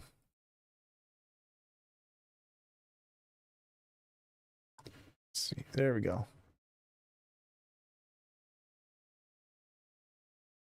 I think we got hit with some kind of something. I'm gonna have to have the IT guy look at that, because when we look at all these different sites, man, they are full of spam and nonsense. So we have to like wipe the computer every day after the show because of the freaking news. It's ridiculous. If you're looking for the truth in the news, you're going to get spammed if you're not paying for it. I'll tell you that for sure. I thought it was doing great this whole year. Wait, I missed some of these. We're not getting rate cuts. I thought you said it was going bankrupt. What going bankrupt? Guinea Marie, I thought it was doing great this whole year. Coinbase going bankrupt? That's what you're talking about. So there was Coinbase filed some things, and there were some things filed, but it was some speculation about Coinbase. So remember, a lot of the news that I cover, you have to pay attention. Pay attention, people. Calvin's trying to tell you something. Pay attention. I do cover these articles because I think that they are relevant, but I also do point out that they're speculative. So we don't know.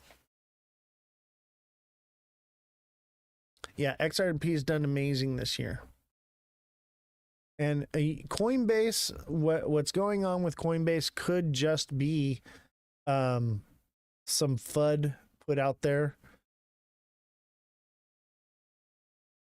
But the thing to take with Coinbase being put on S&P 500 is money is going to flow into crypto because of it. Just because Coinbase is listed on the S&P 500. But Coinbase, that's possibly a way for them to get the money that they need to not go bankrupt. But we'll have to see.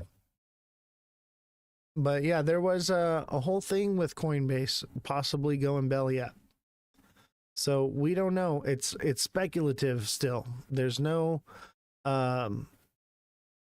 set in stone that it's been filed or anything like that. But there have been questions where people have, there have been some concerning things with Coinbase.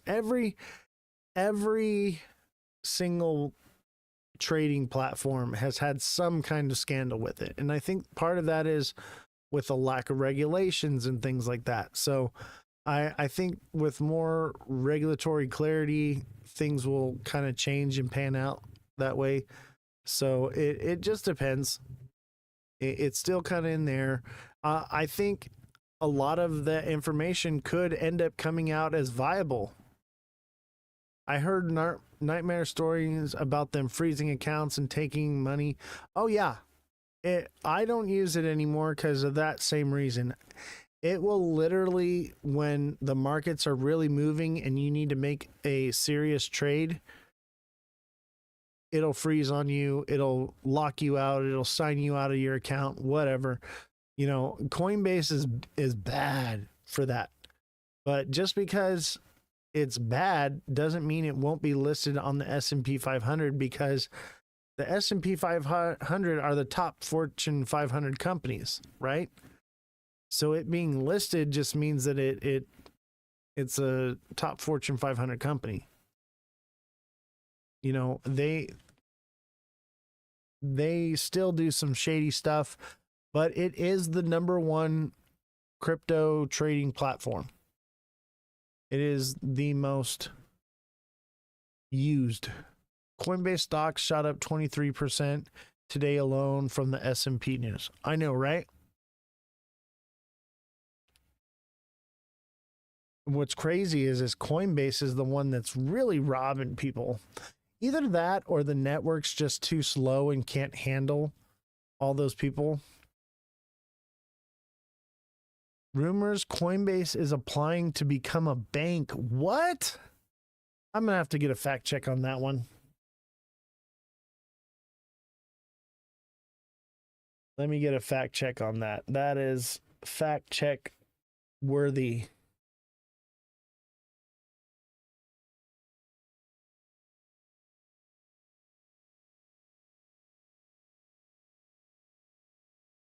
Let me get them. I have to call because they're in the other room running the equipment. Hey, can I get a fact check on Coinbase filing to become a bank? Yeah, thank you. All right. That one's coming right up.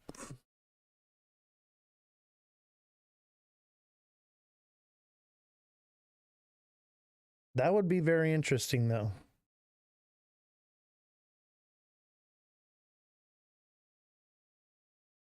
Let's see here.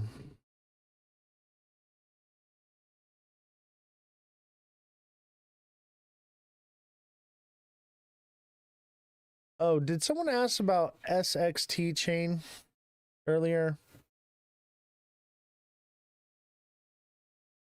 I think someone did, and if you're in the show, I do apologize. I got sidetracked during the show. But SXT is space and time, is a cryptocurrency and the native token of the space and time blockchain. It powers a decentralized ZK proven database designed to bridge traditional data systems with blockchain technology. SXT facilitates security, coordination, and value exchange within the space and time network. So it's just another blockchain, I guess. That's cool, though. All right, let's see here. Considering a bank charter, Coinbase confirmed through a spokesperson that they are actively considering applying for a federal bank charter. No formal decision. The spokesperson emphasized that no formal decision has been made yet. Potential benefits: direct access to payment system. A bank charter could allow Coinbase to directly access the payment system, bypass the need for intermediary banks, streamline regulatory compliance. A federal charter could simplify regulatory compliance compared to negative multi-state level regulations. What? Oh, that's awesome. And if they do that, I might go back to using Coinbase just as a bank for like long-term things. But also the problem is having things safe and secure, not having it on a wallet, keeping it. It's just not secure enough yet. I don't know. I would probably say that Coinbase may be one of the more secure blockchains. But, you know, if they go belly up, then who knows? I don't like to use Coinbase personally. It lags too much.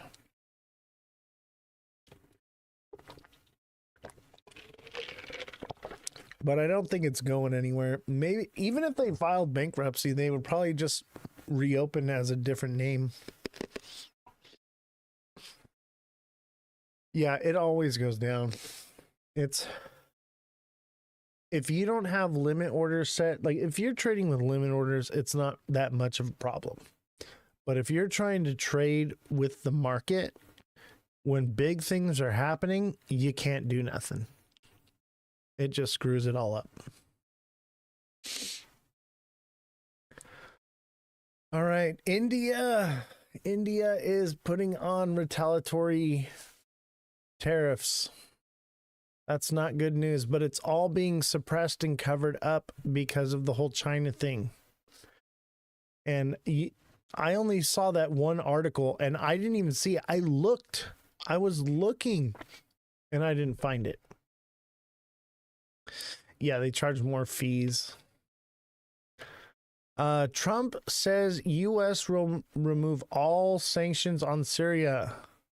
Let's watch the video. That's why my administration has already taken the first steps toward restoring normal relations between the United States and Syria for the first time in more than a decade. And I'm very pleased to announce that Secretary Marco Rubio will be meeting with the new Syrian foreign minister in Turkey later this week. And very importantly, after discussing the situation in Syria with the Crown Prince, your Crown Prince,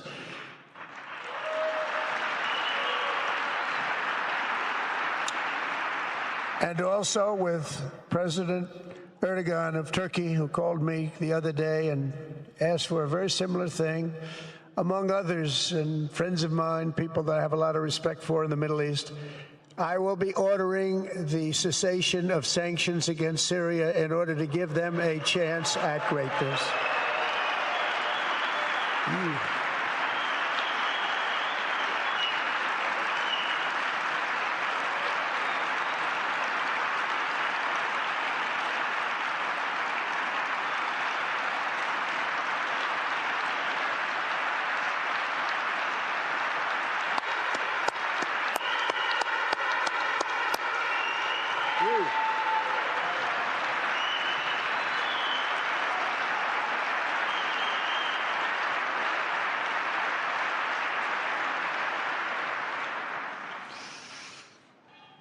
Oh, what I do for the Crown Prince. The sanctions were brutal and crippling and served as an important, really an important function, nevertheless, at the time. But now it's their time to shine. It's their time to shine. We're taking them all off, and they're going to have, I think they're going to have, based on the people and the spirit and everything else that I'm hearing about. So I say good luck, Syria. Show us something very special like they've done, frankly, in Saudi Arabia. Okay? They're going to show us something special. Very good people. Everywhere we can, my administration is pursuing peaceful engagement, offering a strong and steady hand of friendship to all that will take it in good faith. Together, we have made unprecedented strides and tremendous progress, and we're still just at the dawn of the bright new day that awaits for the people of the Middle East, the great, great people of the Middle East. If the responsible nations of this region seize this moment, put aside your differences and focus on the interests that unite you, then all of humanity will soon be amazed at what they will see right here in this geographic center of the world. It really is. It's like a center of the world and the spiritual heart of its greatest faiths. For the first time in 1,000 years, the world will look at this region not as a place of turmoil and strife and war and death, but as a land of opportunity and hope, just like you've done right here, a cultural and commercial crossroads. All right, so that was pretty cool. Saudi Arabia, they got some money. They got some money for sure. So that should bring gas prices down, right? Danny Gibson says, dude, I just passed a small airport in Southern California, made me wonder. Did you see a red Corvette out there on the runway? I'm just kidding. The Corvette's not in the runway. It's in the garage. That's funny. Cali gas is going to $8. What makes you say that? Shaz, how you doing? Good evening.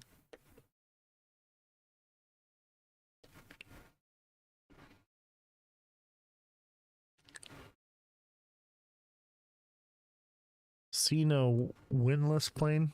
I don't know. I'm not going to give out too much information where I'm at.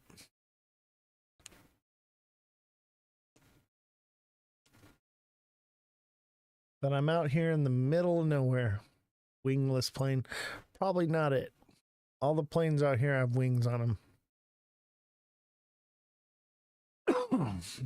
It's more of like a fueling place. It's a gas station.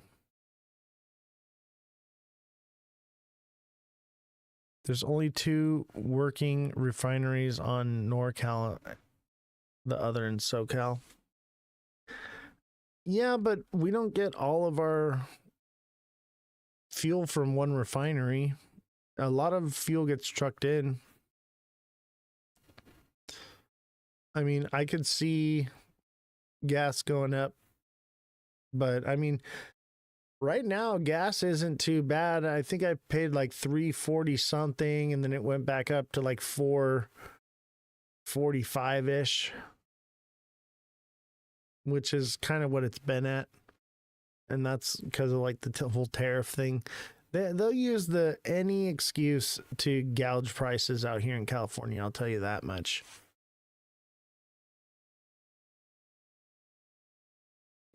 Spent all day doing yard work. Wow. Good for you, though. It's good for you. Keep you young.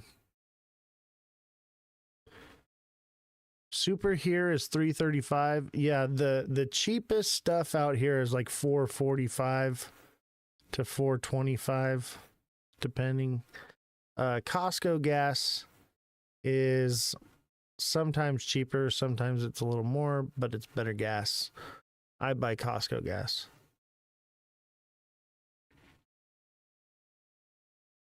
But I have to drive like an hour just to get to Costco.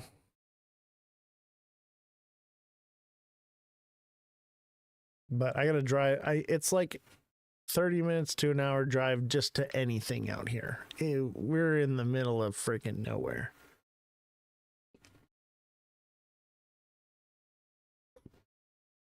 All right, let's see here.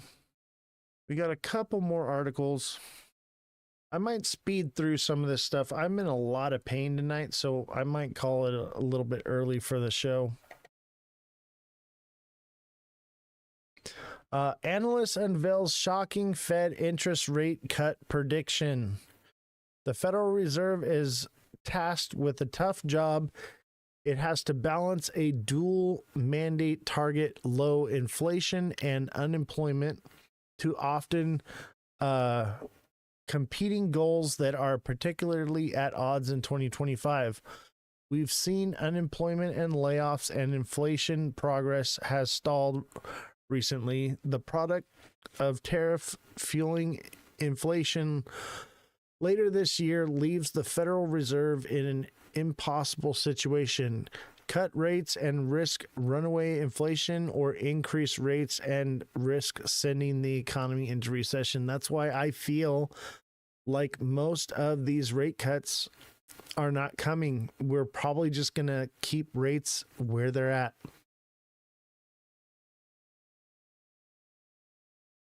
So, and we talked about that more about that earlier, but yeah, also there's the uncertainty with the tariffs. They're just kind of playing the waiting game to see how it pans out, because we haven't gotten the full effect of the tariffs yet. It's going to take time. And then this was put on my desk today. This is from the government website, from Congress of the United States House of Representatives Committee on Energy and Commerce. So I'm not going to read all the stuff that's in here.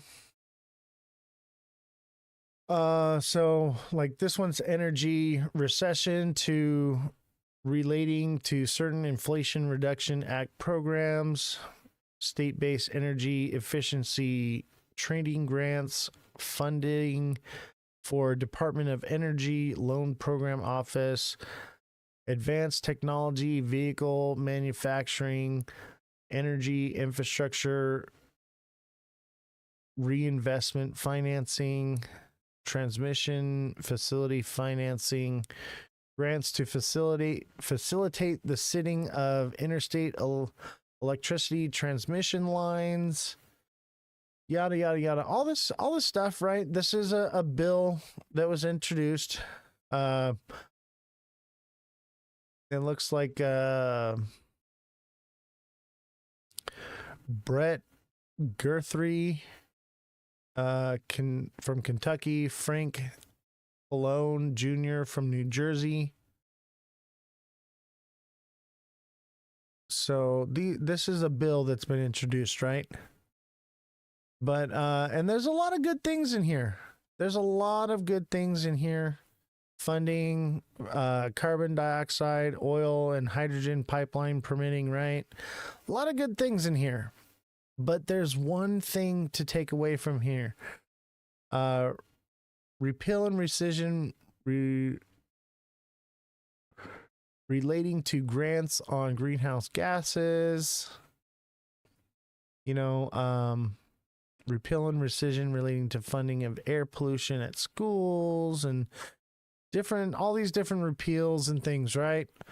But down here, this I found very interesting, and so did the staff, and they brought it to my attention, and I was like, we got to talk about this.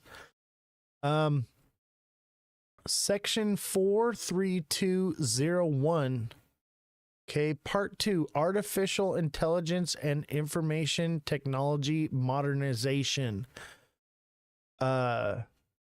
Subsection would appropriate $500 million to the Department of Commerce for the fiscal year of 2025 to remain available through September 30th of 2035 for the proposed modernizing and securing federal information technology systems through the development of commercial artificial intelligence, automation technologies, and replacement of antiquated business systems. All right. Artificial intelligence systems and automated decisions and models that increase operational efficiency and service delivery and improve the cybersecurity posture of federal information technology systems through modernized architecture, automated threat detection, and integrated artificial intelligence solutions, subsections that no state or political subdivision may enforce any law or regulation regulating artificial intelligence models. Holy crap. This bill, all right, they hid this right here at the end. This bill, if it goes into place, that means that they can put no regulation on artificial intelligence. That is terrifying. Have you all seen iRobot? Have you not seen Age of Ultron? Come on. Have you not seen The Terminator? Please, for the love of God, don't let this thing pass or have this repealed from this act. This is terrifying. This is so terrifying. AI. Okay? No states that no state or political subdivision may enforce any law or regulation regulating artificial intelligence models, artificial intelligence systems, or automated decision systems during the 10-year period beginning on the date of the enactment of this act. That is so scary. I do not like this at all. Okay, you can put all that other stuff, great, whatever, looks good. They always sneak something like this in here. They're always sneaking something in these bills. This is why we can't have these omnibus bills and these blanketed bills like this. They need to be individual. And I get it. Oh, they're going to actually have to do their job where they have to like actually vote on each individual issue. What? Like, isn't that what their job is to do? They'd actually have to show up for work and vote on things. Oh my goodness. Congress actually do their job? What? This is crazy. Artificial intelligence having zero regulation on it is the most terrifying thing I've ever seen. Our show normally doesn't cover this stuff, but people need to know this. This is not good. This is scary, man. I don't want to be all doom and gloom all the time, but holy cow. You cannot have AI run amok like that. You cannot allow companies to develop AI with zero restriction. It's what's the word I'm looking for? It is reckless. Reckless. We've already seen videos of like AIs, like robots attacking people and all kinds of different things. That is a scary thing to consider. And, you know, just keep that in mind. I'm gonna go back up here to what this is so you guys know what it is. So this is the 119th Congress of the United States House of Representatives Committee on Energy and Commerce 2125. All right, let me zoom in on it so you guys can go research it yourself. The internet is a beautiful thing. Look at how, and look at it's all the way down here, all the way at the end here.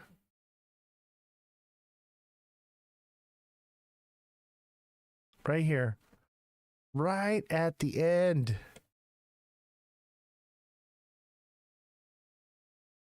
Where did it go? Gotta zoom out a little bit. I'm zoomed in too much.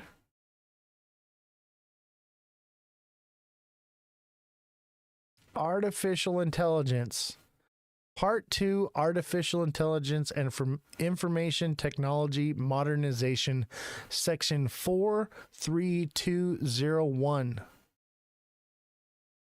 That is the fact that, I get it. Okay, you want to send $500 million to the Department of Commerce for 2025 to 2035 to work on AI technology. Great.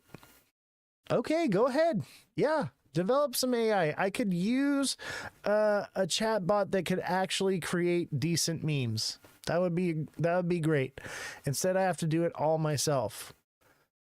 But having them being with no restriction, that's crazy. I'm going to read it one more time.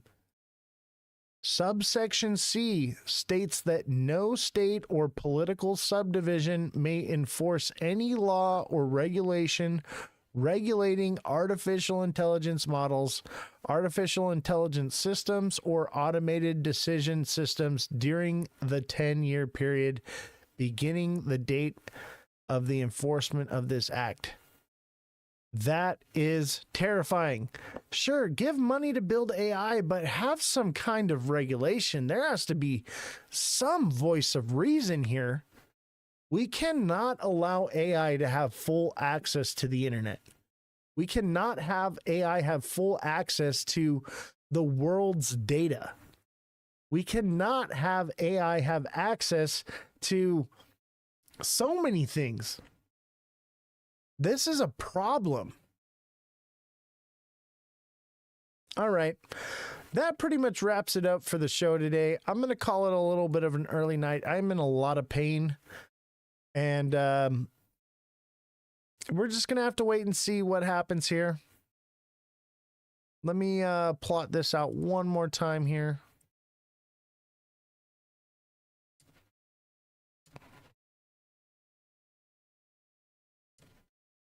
So we're in this channel now.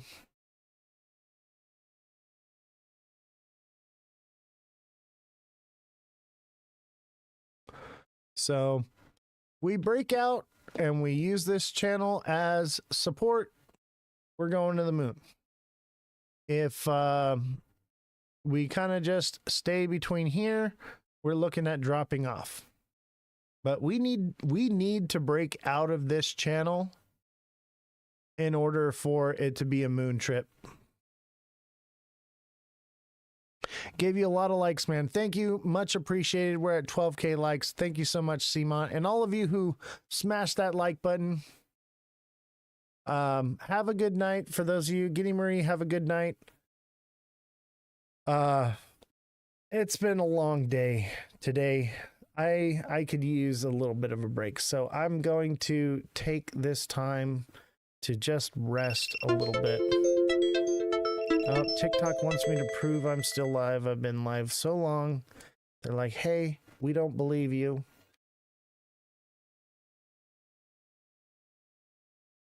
And yeah, I think that's it.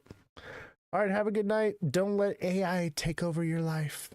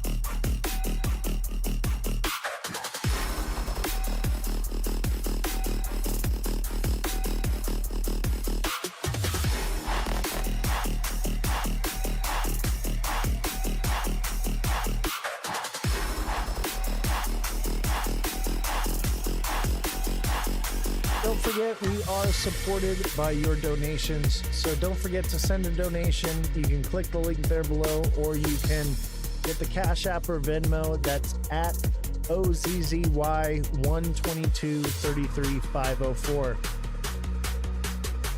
Yeah, this is some original music that I was able to get for the show that's not copyrighted, that I can legally use. But it's decent. I like it.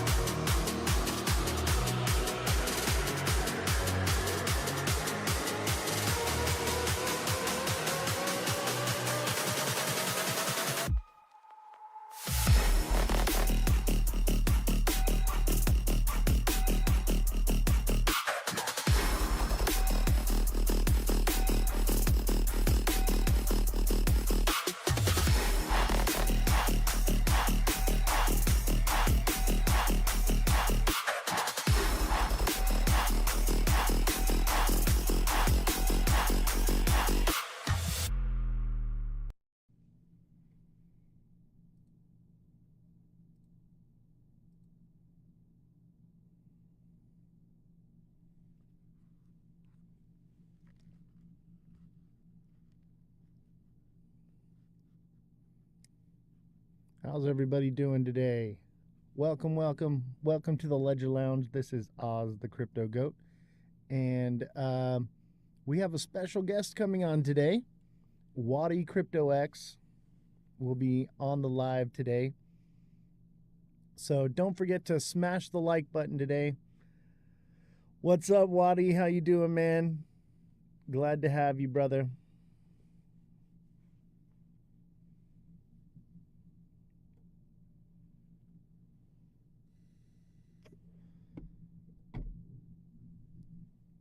Let's see here.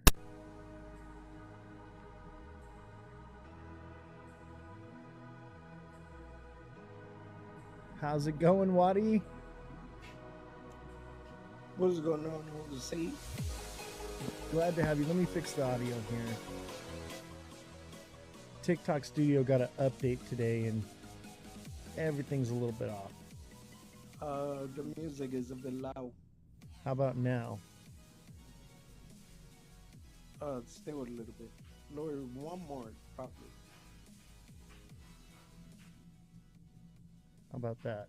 Okay, better. Perfect, Much perfect. better. Yeah, I kill the music when we get going. We also have Jessie in the house today. She hasn't been feeling well, but she came in today just for you, Waddy.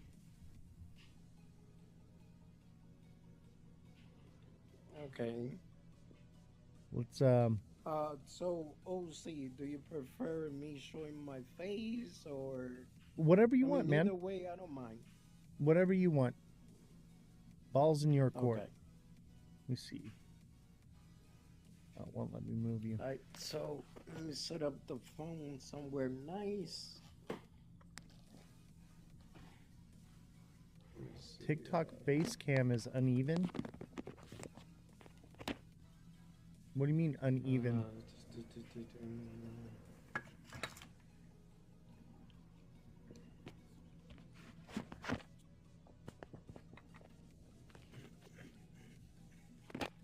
What do you mean, TikTok seller? It's uneven. I'm gonna get that fixed for sure.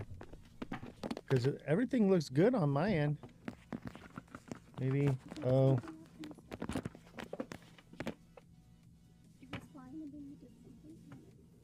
Oh, that's weird. Can you call in the IT guy? Sorry, Waddy. TikTok Studio did an update today, and everything is not working properly. My apologies.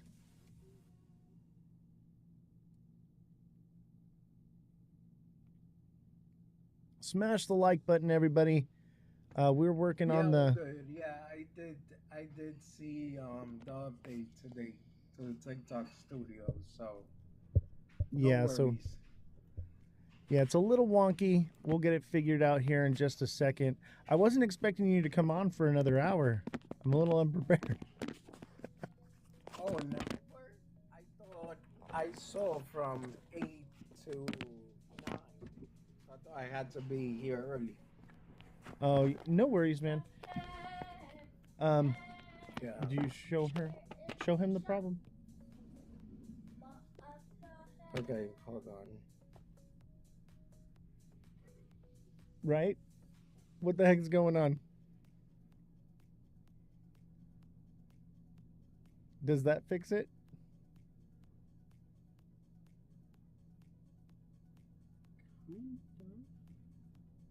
What about the display screen?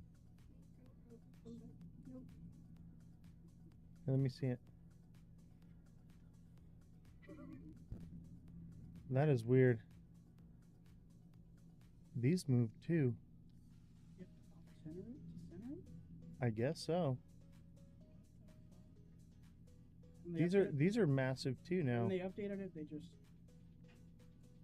messed it up. I mean, OZ, do you want me to come back? Yeah, give me a few minutes.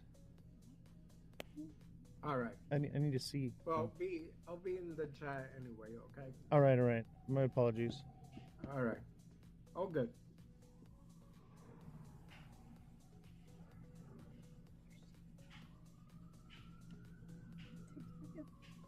This is why I want my stream keys. All right, we'll go with that. Oh wait, now it went back to normal. I think it's just TikTok Studio. I think it's TikTok Studio. What the heck? That's off center now. You gotta push them all. Camera more.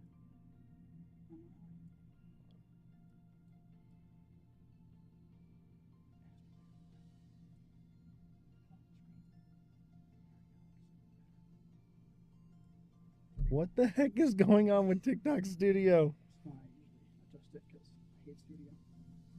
This is why I cannot stand this. I need my stream keys. Now, Eve, if you're watching, I need my stream keys. Like yesterday. It's been a week. All right, we'll go with that. Move the camera. Move the display. Like, no, it's fine. Yeah, it looks fine. All right, we're back. Everybody smash that like button, subscribe to the channel, share the show with your friends. Welcome to the Ledger Lounge. This is Ozthecryptogoat, and we have a special guest on today, Waddy CryptoX. We're going to be talking about some fun stuff today. Nate, thank you for the heart me. Let's get the... Shoot, now I don't know how anything works anymore.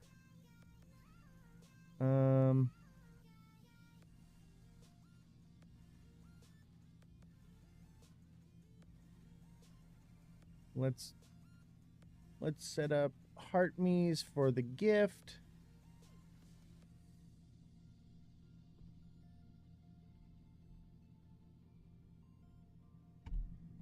We'll do 10 heart me's. Perfect. Let's get those heart me's rolling in.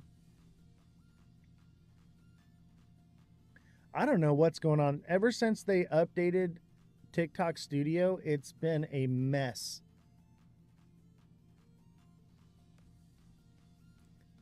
Revolution, thank you for the heart me and the roses.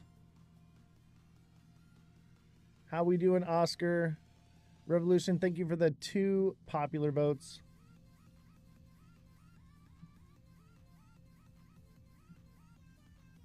How's everybody doing today? It's Friday. It's Friday again. Well, I don't know how that song goes. It's Saturday, Sunday, work. Something like that? No, I'm not going to sing today. I'm not going to sing. TikTok seller, thank you for the 17 roses. Appreciate you. Dude, I haven't seen your live. I've been meaning to come in and show you a little bit of love. I haven't seen you. If you don't know TikTok seller 444 yet, make sure you send him a follow. He's got the best deals on TikTok Live. I'm telling you, nobody has the deals like this guy does. TikTok seller, thank you for the 4 popular votes. Appreciate you. I'm hanging in there a rough day or so. Yeah, dude, the market just looks terrible today. Oh, you're waiting on a new product. Nice. The cool ice maker. Oh, dude, I have one of those. Those are actually pretty legit. All right, Waddy, if you want to send a request, I'll bring you up here. So Waddy's here.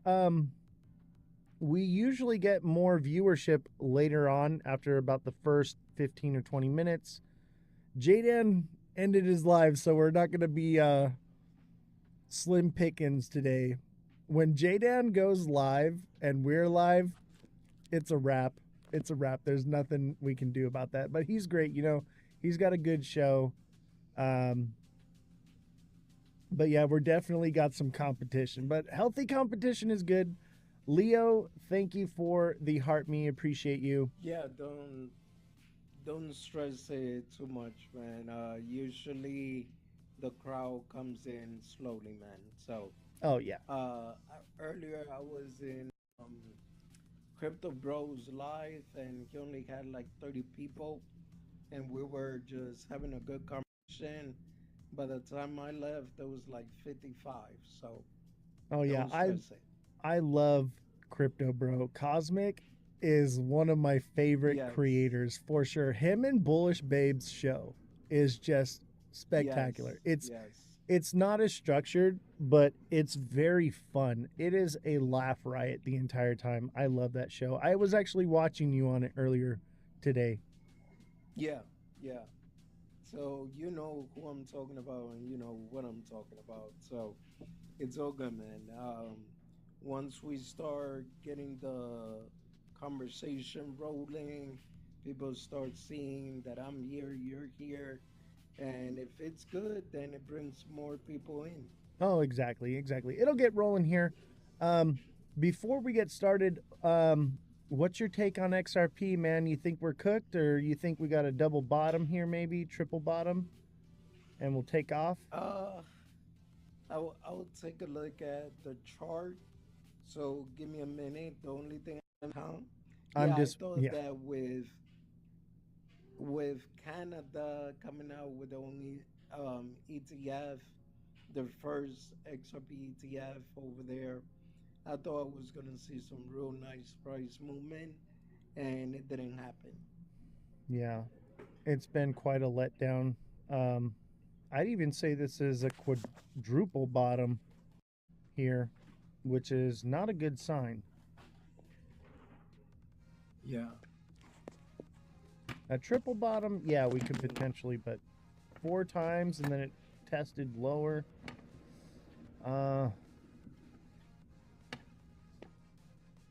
I'm thinking it might be cooked. It's also that time of the year right now where, you know, people are selling off for the summer. Maybe in a month or two things will pick up. But Wadi, this is something You're I've talking been about the sell in May go away. yeah. I've been eyeballing this. Do you see my screen? Yeah, I do. That's what I've been eyeballing. I'm thinking 170 to 160. According Well, you're to going wave theory, I would way lower than me. yeah. I was Wave gonna theory say says you're going 90. way lower than me. Yeah, I'm thinking I'll like tell you what I got here. Hold on. 190 maybe. But that's just at like support. Yeah, so first thing is first, breaking the 108. That's the strongest support I see right now. After 108, yeah, 162 will be the lowest level that I have on XRP. You mean 180 or 108?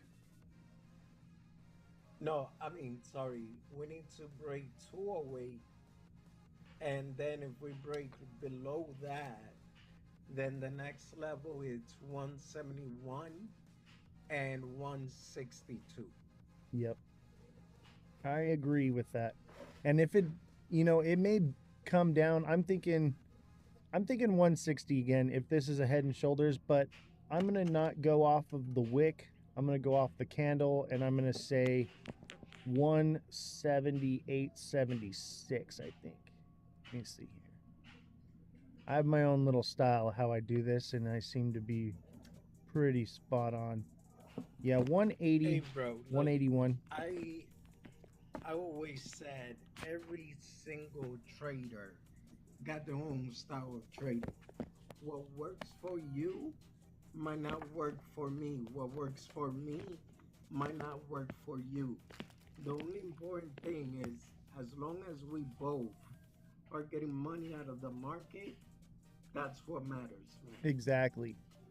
Exactly. And I am offering a technical analysis course. If you're interested in signing up for that, send me a DM. We also have, for deluxe subscribers, I do one-on-one coaching. Coaching is different than TA. I basically do the TA for you, and you can basically ask me questions: how to set up your wallets, how to, you know, tactics and tricks and things.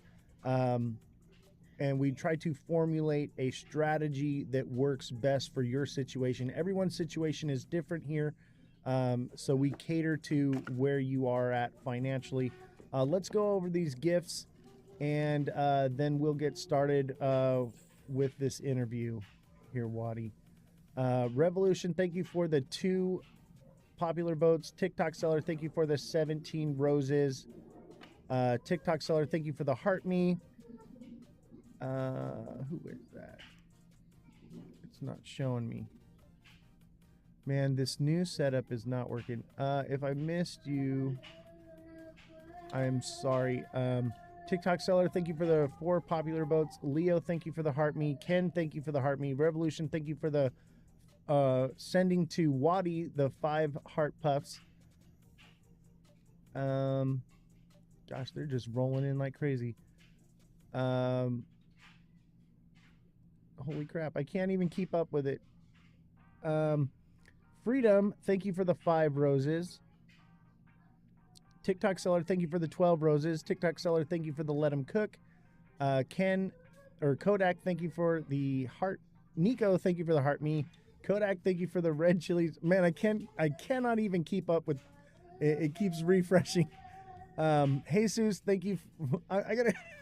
There's so many coming in, guys. Thank I you. was gonna say, bro, I think I just take the shortcut and be like, everyone, thank you for the gifts. Yes, That's it. everyone, you know who you are. The gifts are just flying in like crazy. You guys are phenomenal today. Thank you so much. But yes, we love and appreciate everything you guys do for this show. And we have Jessie on today, so she'll be fact checking for the show.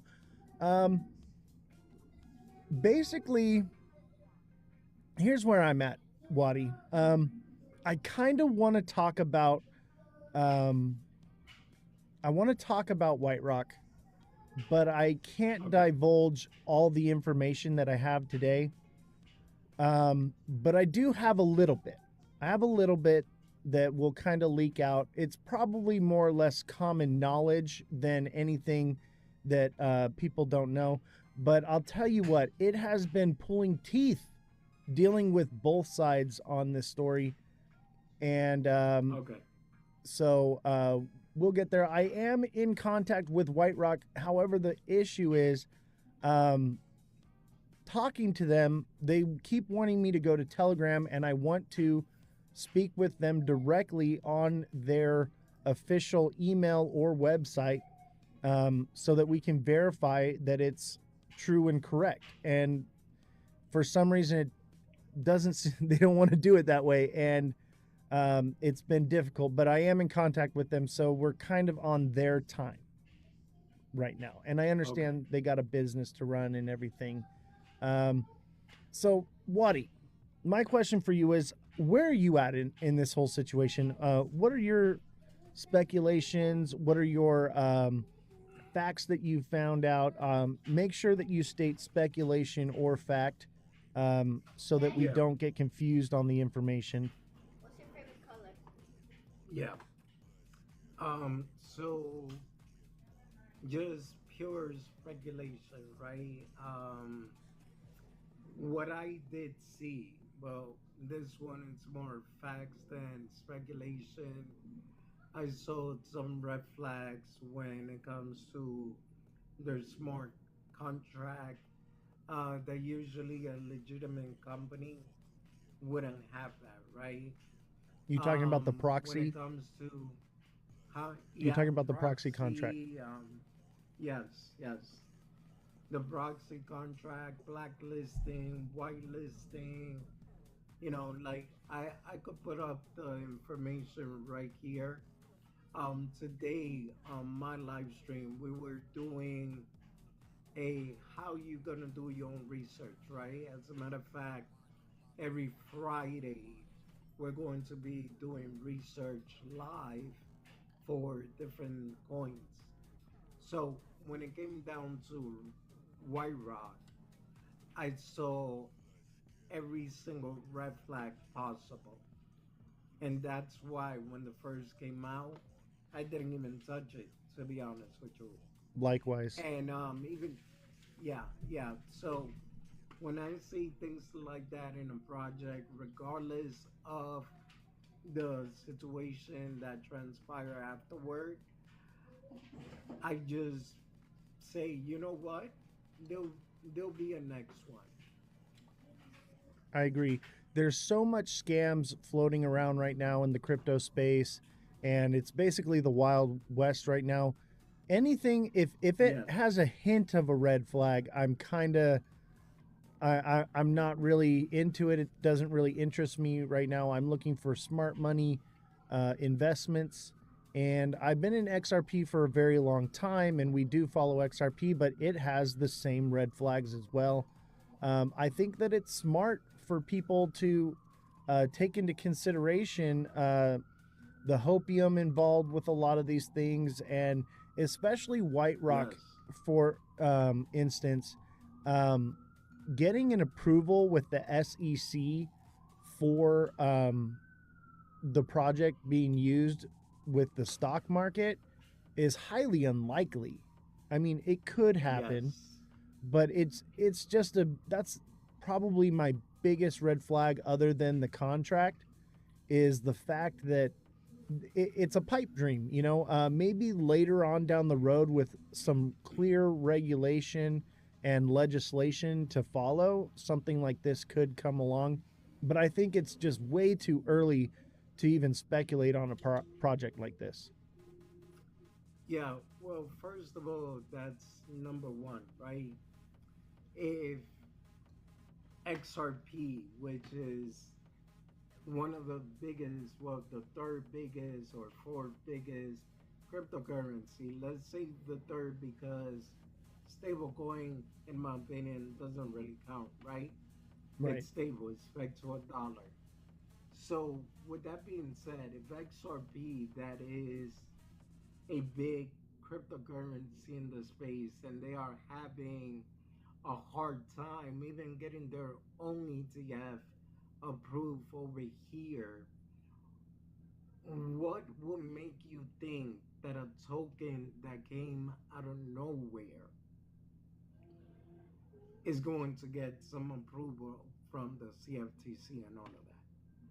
So when you think about smoke and mirror, which this space is full of that, that's the biggest situation there. I completely agree with you. And I think that there's a lot of good um, good projects out there that don't really raise too many red flags that are more in, the top 100 projects that are out there. I would say, do your research, people. Not financial advice here, obviously, but be careful. All right, be careful because um, there's a lot going on right now. We've been seeing just report after report of people being kidnapped, wrench attacks, Mm-hmm. you name it, Yes. it's going on right now. And that's because we're in the bull cycle and it's popular right now. It'll kind of fizzle off and die out, I think, once the bull cycle runs its course, but it'll never, in my opinion, ever go away. Maybe with even Correct. with regulations and legislation, it's probably not going anywhere anytime soon. What do you think, Correct. Lottie? No, I 100% agree with you.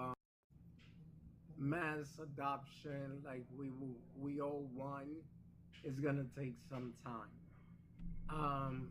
The regulation framework is gonna take some time before everything gets implemented.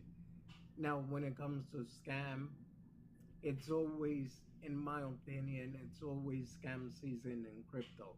Yeah. Whether it's that there's a rug pull, there's a honeypot, scammy Ponzi schemes where they will promise you, hey, putting $1,000 worth of Bitcoin here, and we will multiply it in 3 months or 6 months. You You sounds know, like you're there's talking all about sorts of Katana. scams.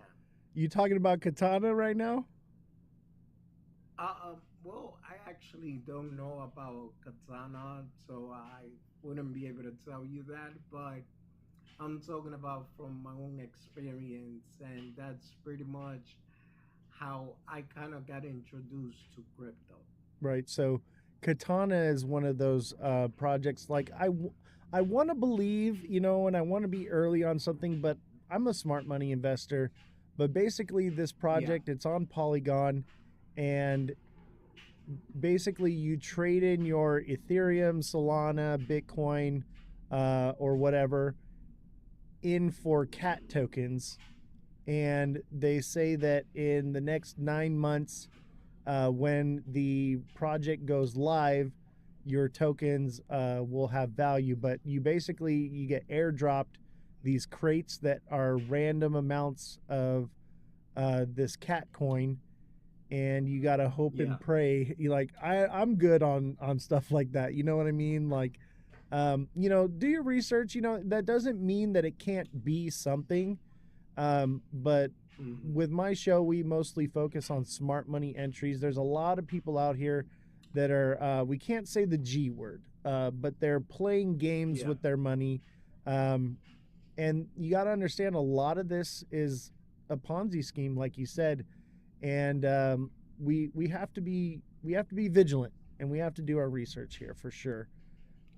So correct. I want to get back to White Rock a little bit. So I did some digging, and I did Okay, find something very interesting. Two things actually, and they're the only things I'm going to be divulging today. And I want to know if you are privy to this information and what your thoughts on that are, or if you have even heard this. So the first thing that I discovered is there are two White Rock projects. So one is officially a scam, and it's been deemed a scam. And then the other one okay. is the legitimate White Rock that we're talking about right now. Did you know this information? So when I tried to scan their contract on Token Sniffer, there is two White Rock, but one is on Arbitron and the other one is on Ethereum. If it's the same thing you're talking about, then I kind of know, but not really. Yeah. So let me see if I can pull it up here real quick. Um, Okay. I had taken some screenshots, and I wanted to be prepared for today, and uh, we actually got behind. They reinstalled Live Studio and messed everything up, and then I had an emergency that happened, and I was flying down the road, and then got pulled over and got a ticket, and so it's been one of those So days. it hasn't been your best day. I get it. Okay. Um, So what I have here is a White Rock, and it's the money sign white proposal scam website that mimics the real White Rock platform and operates as a crypto drainer.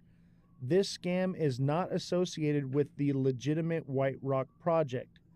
Um, Controversies related with the White Rock company itself, such as Aeon's White Rock suing China Construction Bank over the Vestos scandal, and accusations that White Rock's team includes former developers from the Z Casino project, which was associated with an exit scam. However, these are about the company, not directly with Kitsumoto. Do you know who Kitsumoto is? No. Okay, so that's the person I'm in contact with at White Rock. And Okay. so this is we'll get into more but what we just talked about just now, were you aware of that at all? Chat, are you guys aware of there being No. two projects? Okay, yeah. So there is the scam website, okay, and however, White Rock is directly tied to Z Casino. And do you know about what happened with Z Casino? You want to elaborate on that? If you're asking me, I know nothing about that. Okay, so Z Casino was Yeah. a rug that happened a few years back, and basically what has happened is Z Casino has rebranded as White Rock, Okay. and that is the official White Rock. Okay, not this other scam. There's one that is clearly a scam. Okay, clearly a scam. Um, and basically it drains wallets. Okay, I believe it promises airdrops and things like that, and they wipe your wallets.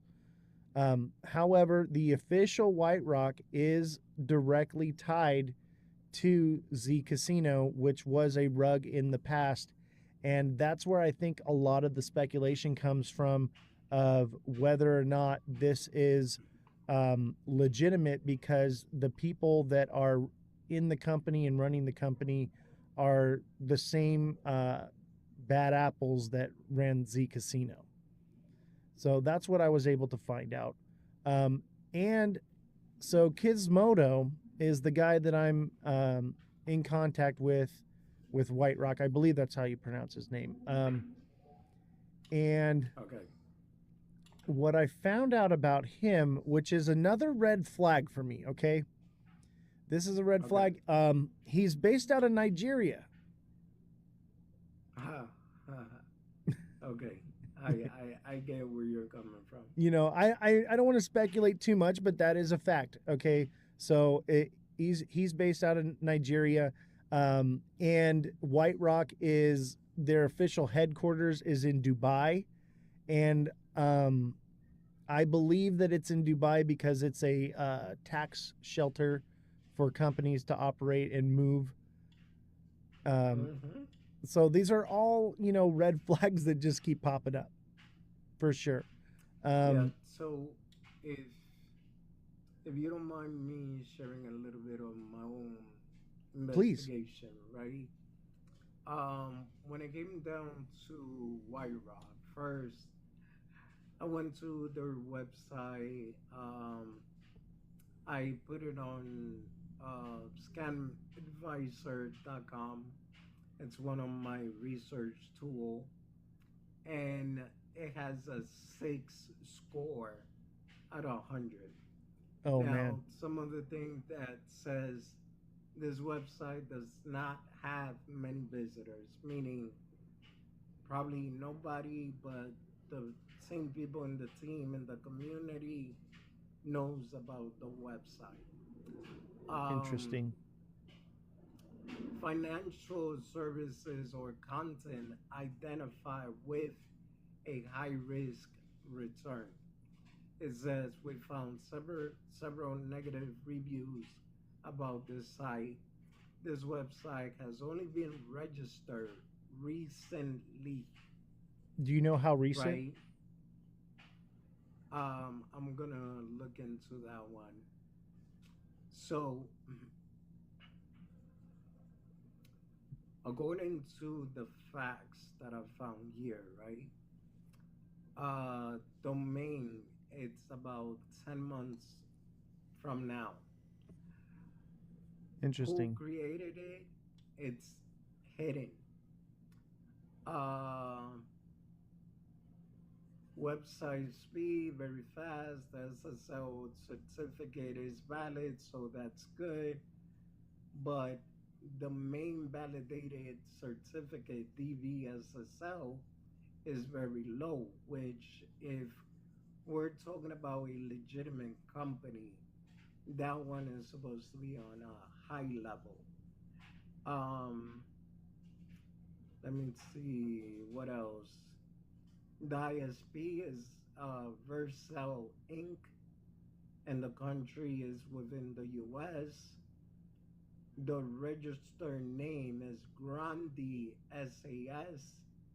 Registered website Grandi.net. I mean Gandhi.net. So that's just on the website page, right? If I want to find out if a company is legit or not, that's one of the things you want to do. Now, if we go to Token Sniffer and I put in their contract, they get a 10 out of 100. With that, this is the red flags. Source does contain a proxy contract. So it says the source code containing a proxy contract which could potentially allow the functionality to be changed, such as pausing trading and minting token. That's sketchy. Oh yeah. Especially Um, minting tokens, like they can inflate the supply. That's yes, and yes, who holds on to that mint? Obviously, probably the creators. yes, correct. So, ownership renounced. The contract contains ownership functionality means it's not renounced, and ownership is not renounced, which may allow the creator or current owner to modify contract behavior. For example, disable selling, changing fees, meaning like the tax fees, buy, sell, or mint new token. There can be legitimate reasons for not renouncing ownership, but usually there isn't. Um, the other red flag that I saw, all other holder possess less than 5%, meaning a wallet contains a substantial amount of token. Circulating supply is total supply minus burn amount, which could have a large impact on the token price if so. Oh, Now, for sure. that is the, Is it any? yeah, so I have a question for you, real quick, before go we ahead. get any further. Is any of that Yeah. like escrowed at all, or is it just open wallet, ready to be sold at any time? Well, that's the part that I was gonna get to, Oh, right? I don't see anything on escrow so far. I haven't been able to find that.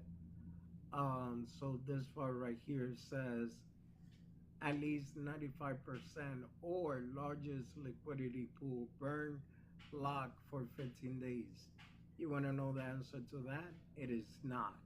right. So, And if not I enough. believe if sorry, don't mean to cut you off. I believe if Yeah, go ahead. a company owned these coins and were had an escrow, that would be something that they would want to put out and promote because that's good for Yes. the coin.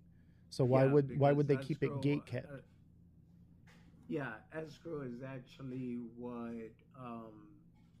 XRP uses, right? Right. That they release 1 billion token every month from escrow.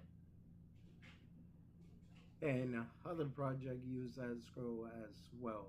But let me tell you the meaning of what I just read to you. It says, not enough liquidity.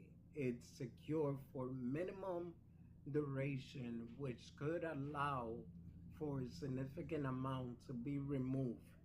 Equal rug pull. Wow. Yeah, that all the telltale signs I think are there. Um, I think some people just want to believe, whatever. Maybe they got in at a high price and um, they're shilling the coin to find a way to get out of it. But I think, it's very important that we are careful of who we listen to about projects, and we do the Yes. research like we're doing right now, and stick with the facts, because anyone can say anything, but the facts are plain and simple, and that's what we try Yeah. to do here is focus on the facts. Um, did you have more on that? Because I do have a question for you, but I want to make sure that you completed your thought. No. So far, that's what I got. If I look into quick intel, it says that the contract is not renounced. It said external contract risk, meaning they could do from an external point, right? They could do whatever they want with the contract, and it's the same as contain external action. So even though we could pull up the contract and it could apparently look legit on what we're seeing, right? Checking all the green flags, but there's a back door where you could just make matters worse. That's really interesting. I'm glad you told me about that. We're going to look into that some more for sure. And this is why it's good to have, more heads are better than one, because you find things I don't find, I find things you don't find. It's great to have this community digging into these things. I have a Yeah. question for you. What do you know about Crucial? Uh, so I really don't know much about him. I spoke to him once through X, and he claims that he's just an investor. But to be honest, the way he defends the project and he's always in contact with the developers, I kind of question a lot about him. But I did tell him, look, if I'm honest with you, Ozzy, this isn't my fight. I agree. I did a favor. I did a favor for a friend. He told me about the situation with the daddy, and I said, you know what, this is unfair. Let me go support. I So, agree. with that, with that being said, I went through several streams. I heard some inconsistency in the stories, and that's when I decided, you know what, this ain't my fight. I got no reason to be involved. I already did what I could as a content creator, supporting what I think it's an unfair treatment, and that's all. Yeah, you know what? You and I are so much alike, man. I love your style because you're like me. You stick to the facts. You're not here to get into the drama about it. Um, Yes, and I agree. There's a lot of inconsistencies, and questions just lead to more questions. Um, yes, but I do give some validity to the fact that there are definitely a lot of red flags with White Rock for sure. Dead Daddy yeah. is on the live. He just sent me a request. How you doing, brother? What's going on, that daddy? Ooh, let's see if I can get this going like this. Your audio's a little low. It's a little low. Yeah. Yeah, yeah. You sound like you're far away from your phone. Is this better? Before you get into anything, I want to address something basically to build upon what you just said, Wadi. Crucial reached out to me because I found it very interesting that I reached out to someone else from White Rock, and I got a response from him that said that he was talking to that person. So, Yeah, and that's one of the you're talking about I Crucial. know. I mean, Do you want me to mention names, or you prefer to keep it anonymous? Whatever you feel comfortable with. No, no. I mean, your show, your rules, bro, and I I don't care. respect them. I'm here to find the truth, and Okay. that's all I really care about. So, So what's the from key my you're own, looking for, though? That's what I would like to find. What's But up? why do you, I can't I'm barely hear you, I want to know Dead what. Daddy. How about this? Check. Can you guys hear me there? A little better. yeah, it sounds like a little bit echoish, like you in a bathroom or Can you something. turn up your dB on the mic? Turn up my what? Your dB decibels? I'm already at +5. Oh, maybe go to 10, 12. I'm an audio All right, engineer, so this bro. is where I'm at right now. How does this sound? That's a lot better. That's a lot That's a better. lot better. Yeah, Yeah. yeah. What were you saying, All though? right. No, Waddy was talking. Oh, Oh no. So basically, what I understood from Crucial, he's in contact a lot with Max, which Max is supposed to be like the CFO of White Rock, and I don't know. I mean, like I told him myself, I was like, look, man, let me tell you something. I've been around this crypto space and long enough. And one thing that you kept on saying is we or us. Max or we again, right? Yeah. And I told him if we was to go into a legal battle because of this, once again, it is not my fight. But if he wanted to take it there, I told him I have the recording where you pretty much, even though you're saying that you're not part of the team, all the evidence points out that you play a bigger role in this situation than everybody else. I agree. I Thank you. have probably over 100 messages from Crucial and I have them all right here. Proof, if people need to see it, fine. Yeah.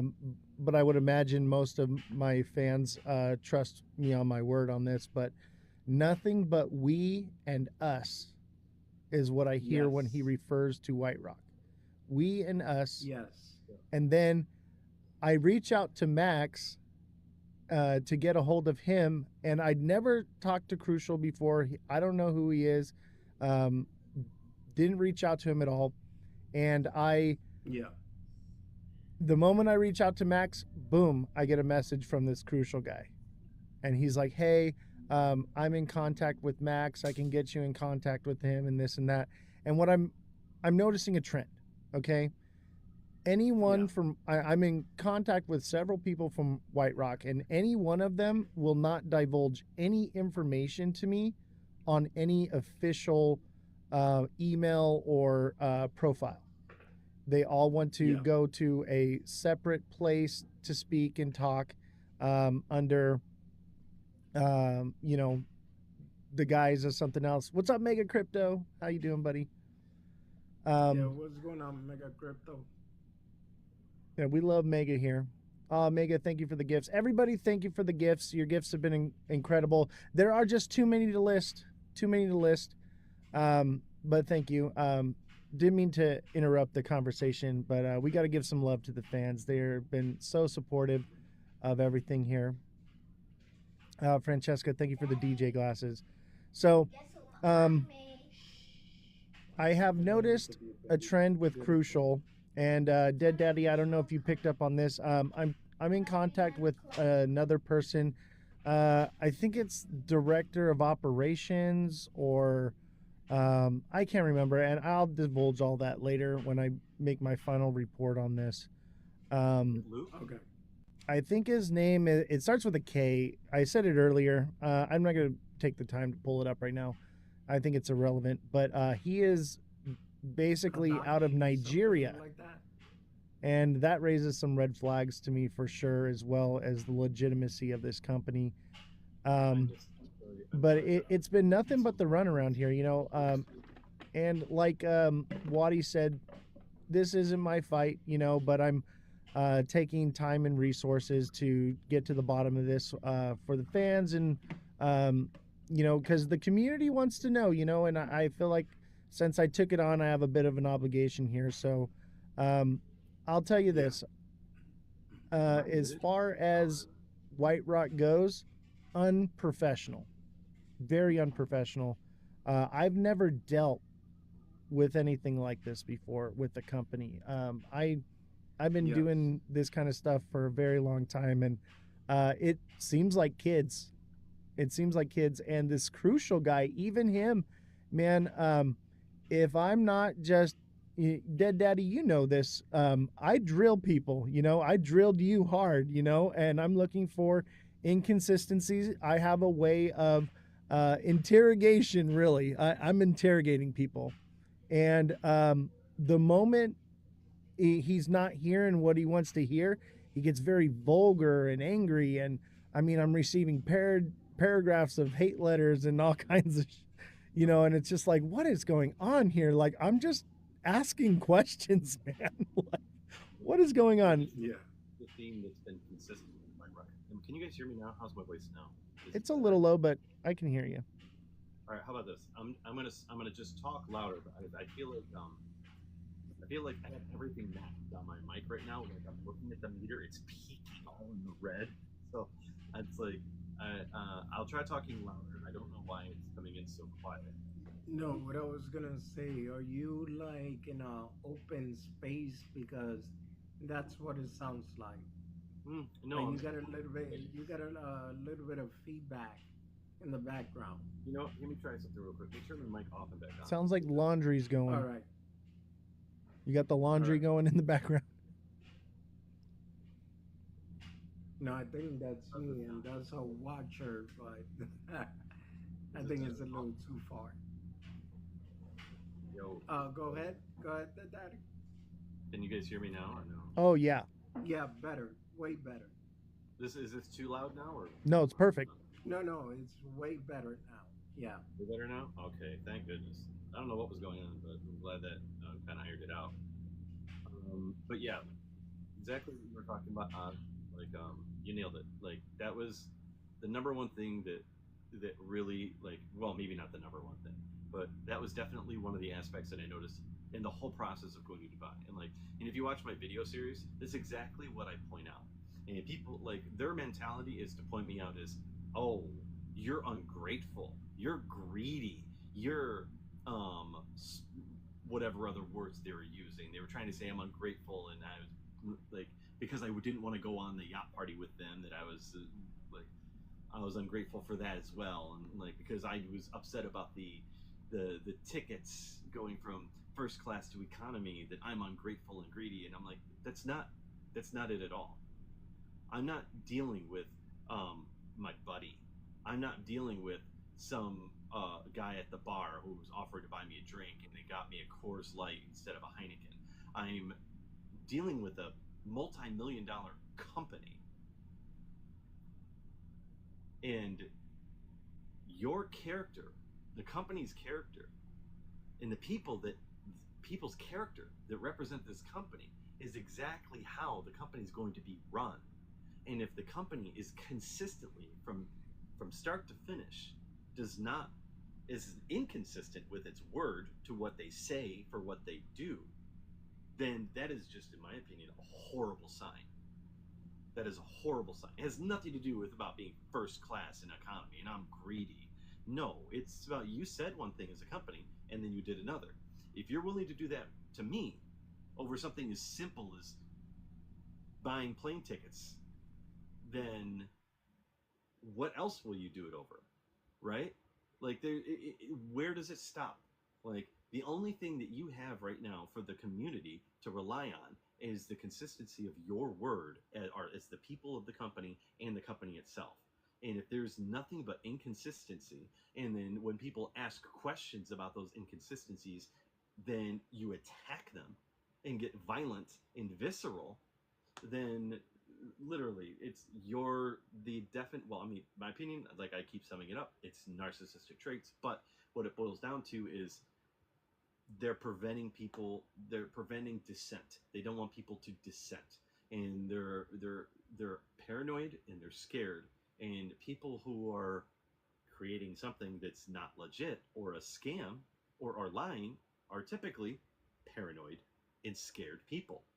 So that's how I deducted things when I looked at the whole process. And granted, in the beginning, I didn't have a whole lot to go on except my gut and their word versus mine, and me dissecting them psychologically and breaking down their personality traits as a company.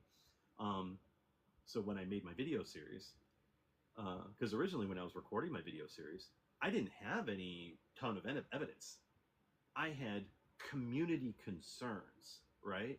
That's what I had. I had a series of community concerns that were given to me by the community or researched from the community, because before I went to White Rock, I reached out to the community. What do you guys want me to ask White Rock? What questions should I do? I researched my own questions, got some from the community. I researched all over the place. So at first, when I was making my video series, all I had was a whole laundry list of like, these are community concerns about White Rock. But as I was recording the video series, and White Rock's response was, oh, you're not saying positive things. Because I didn't, in my first couple of videos, I wasn't saying a lot of bad about them. I was just pointing out things that were inconsistent, like their word, this and that follow through, the times that they were messaging me. Like, these things are inconsistent, reliable. These are the things I was looking at. This is how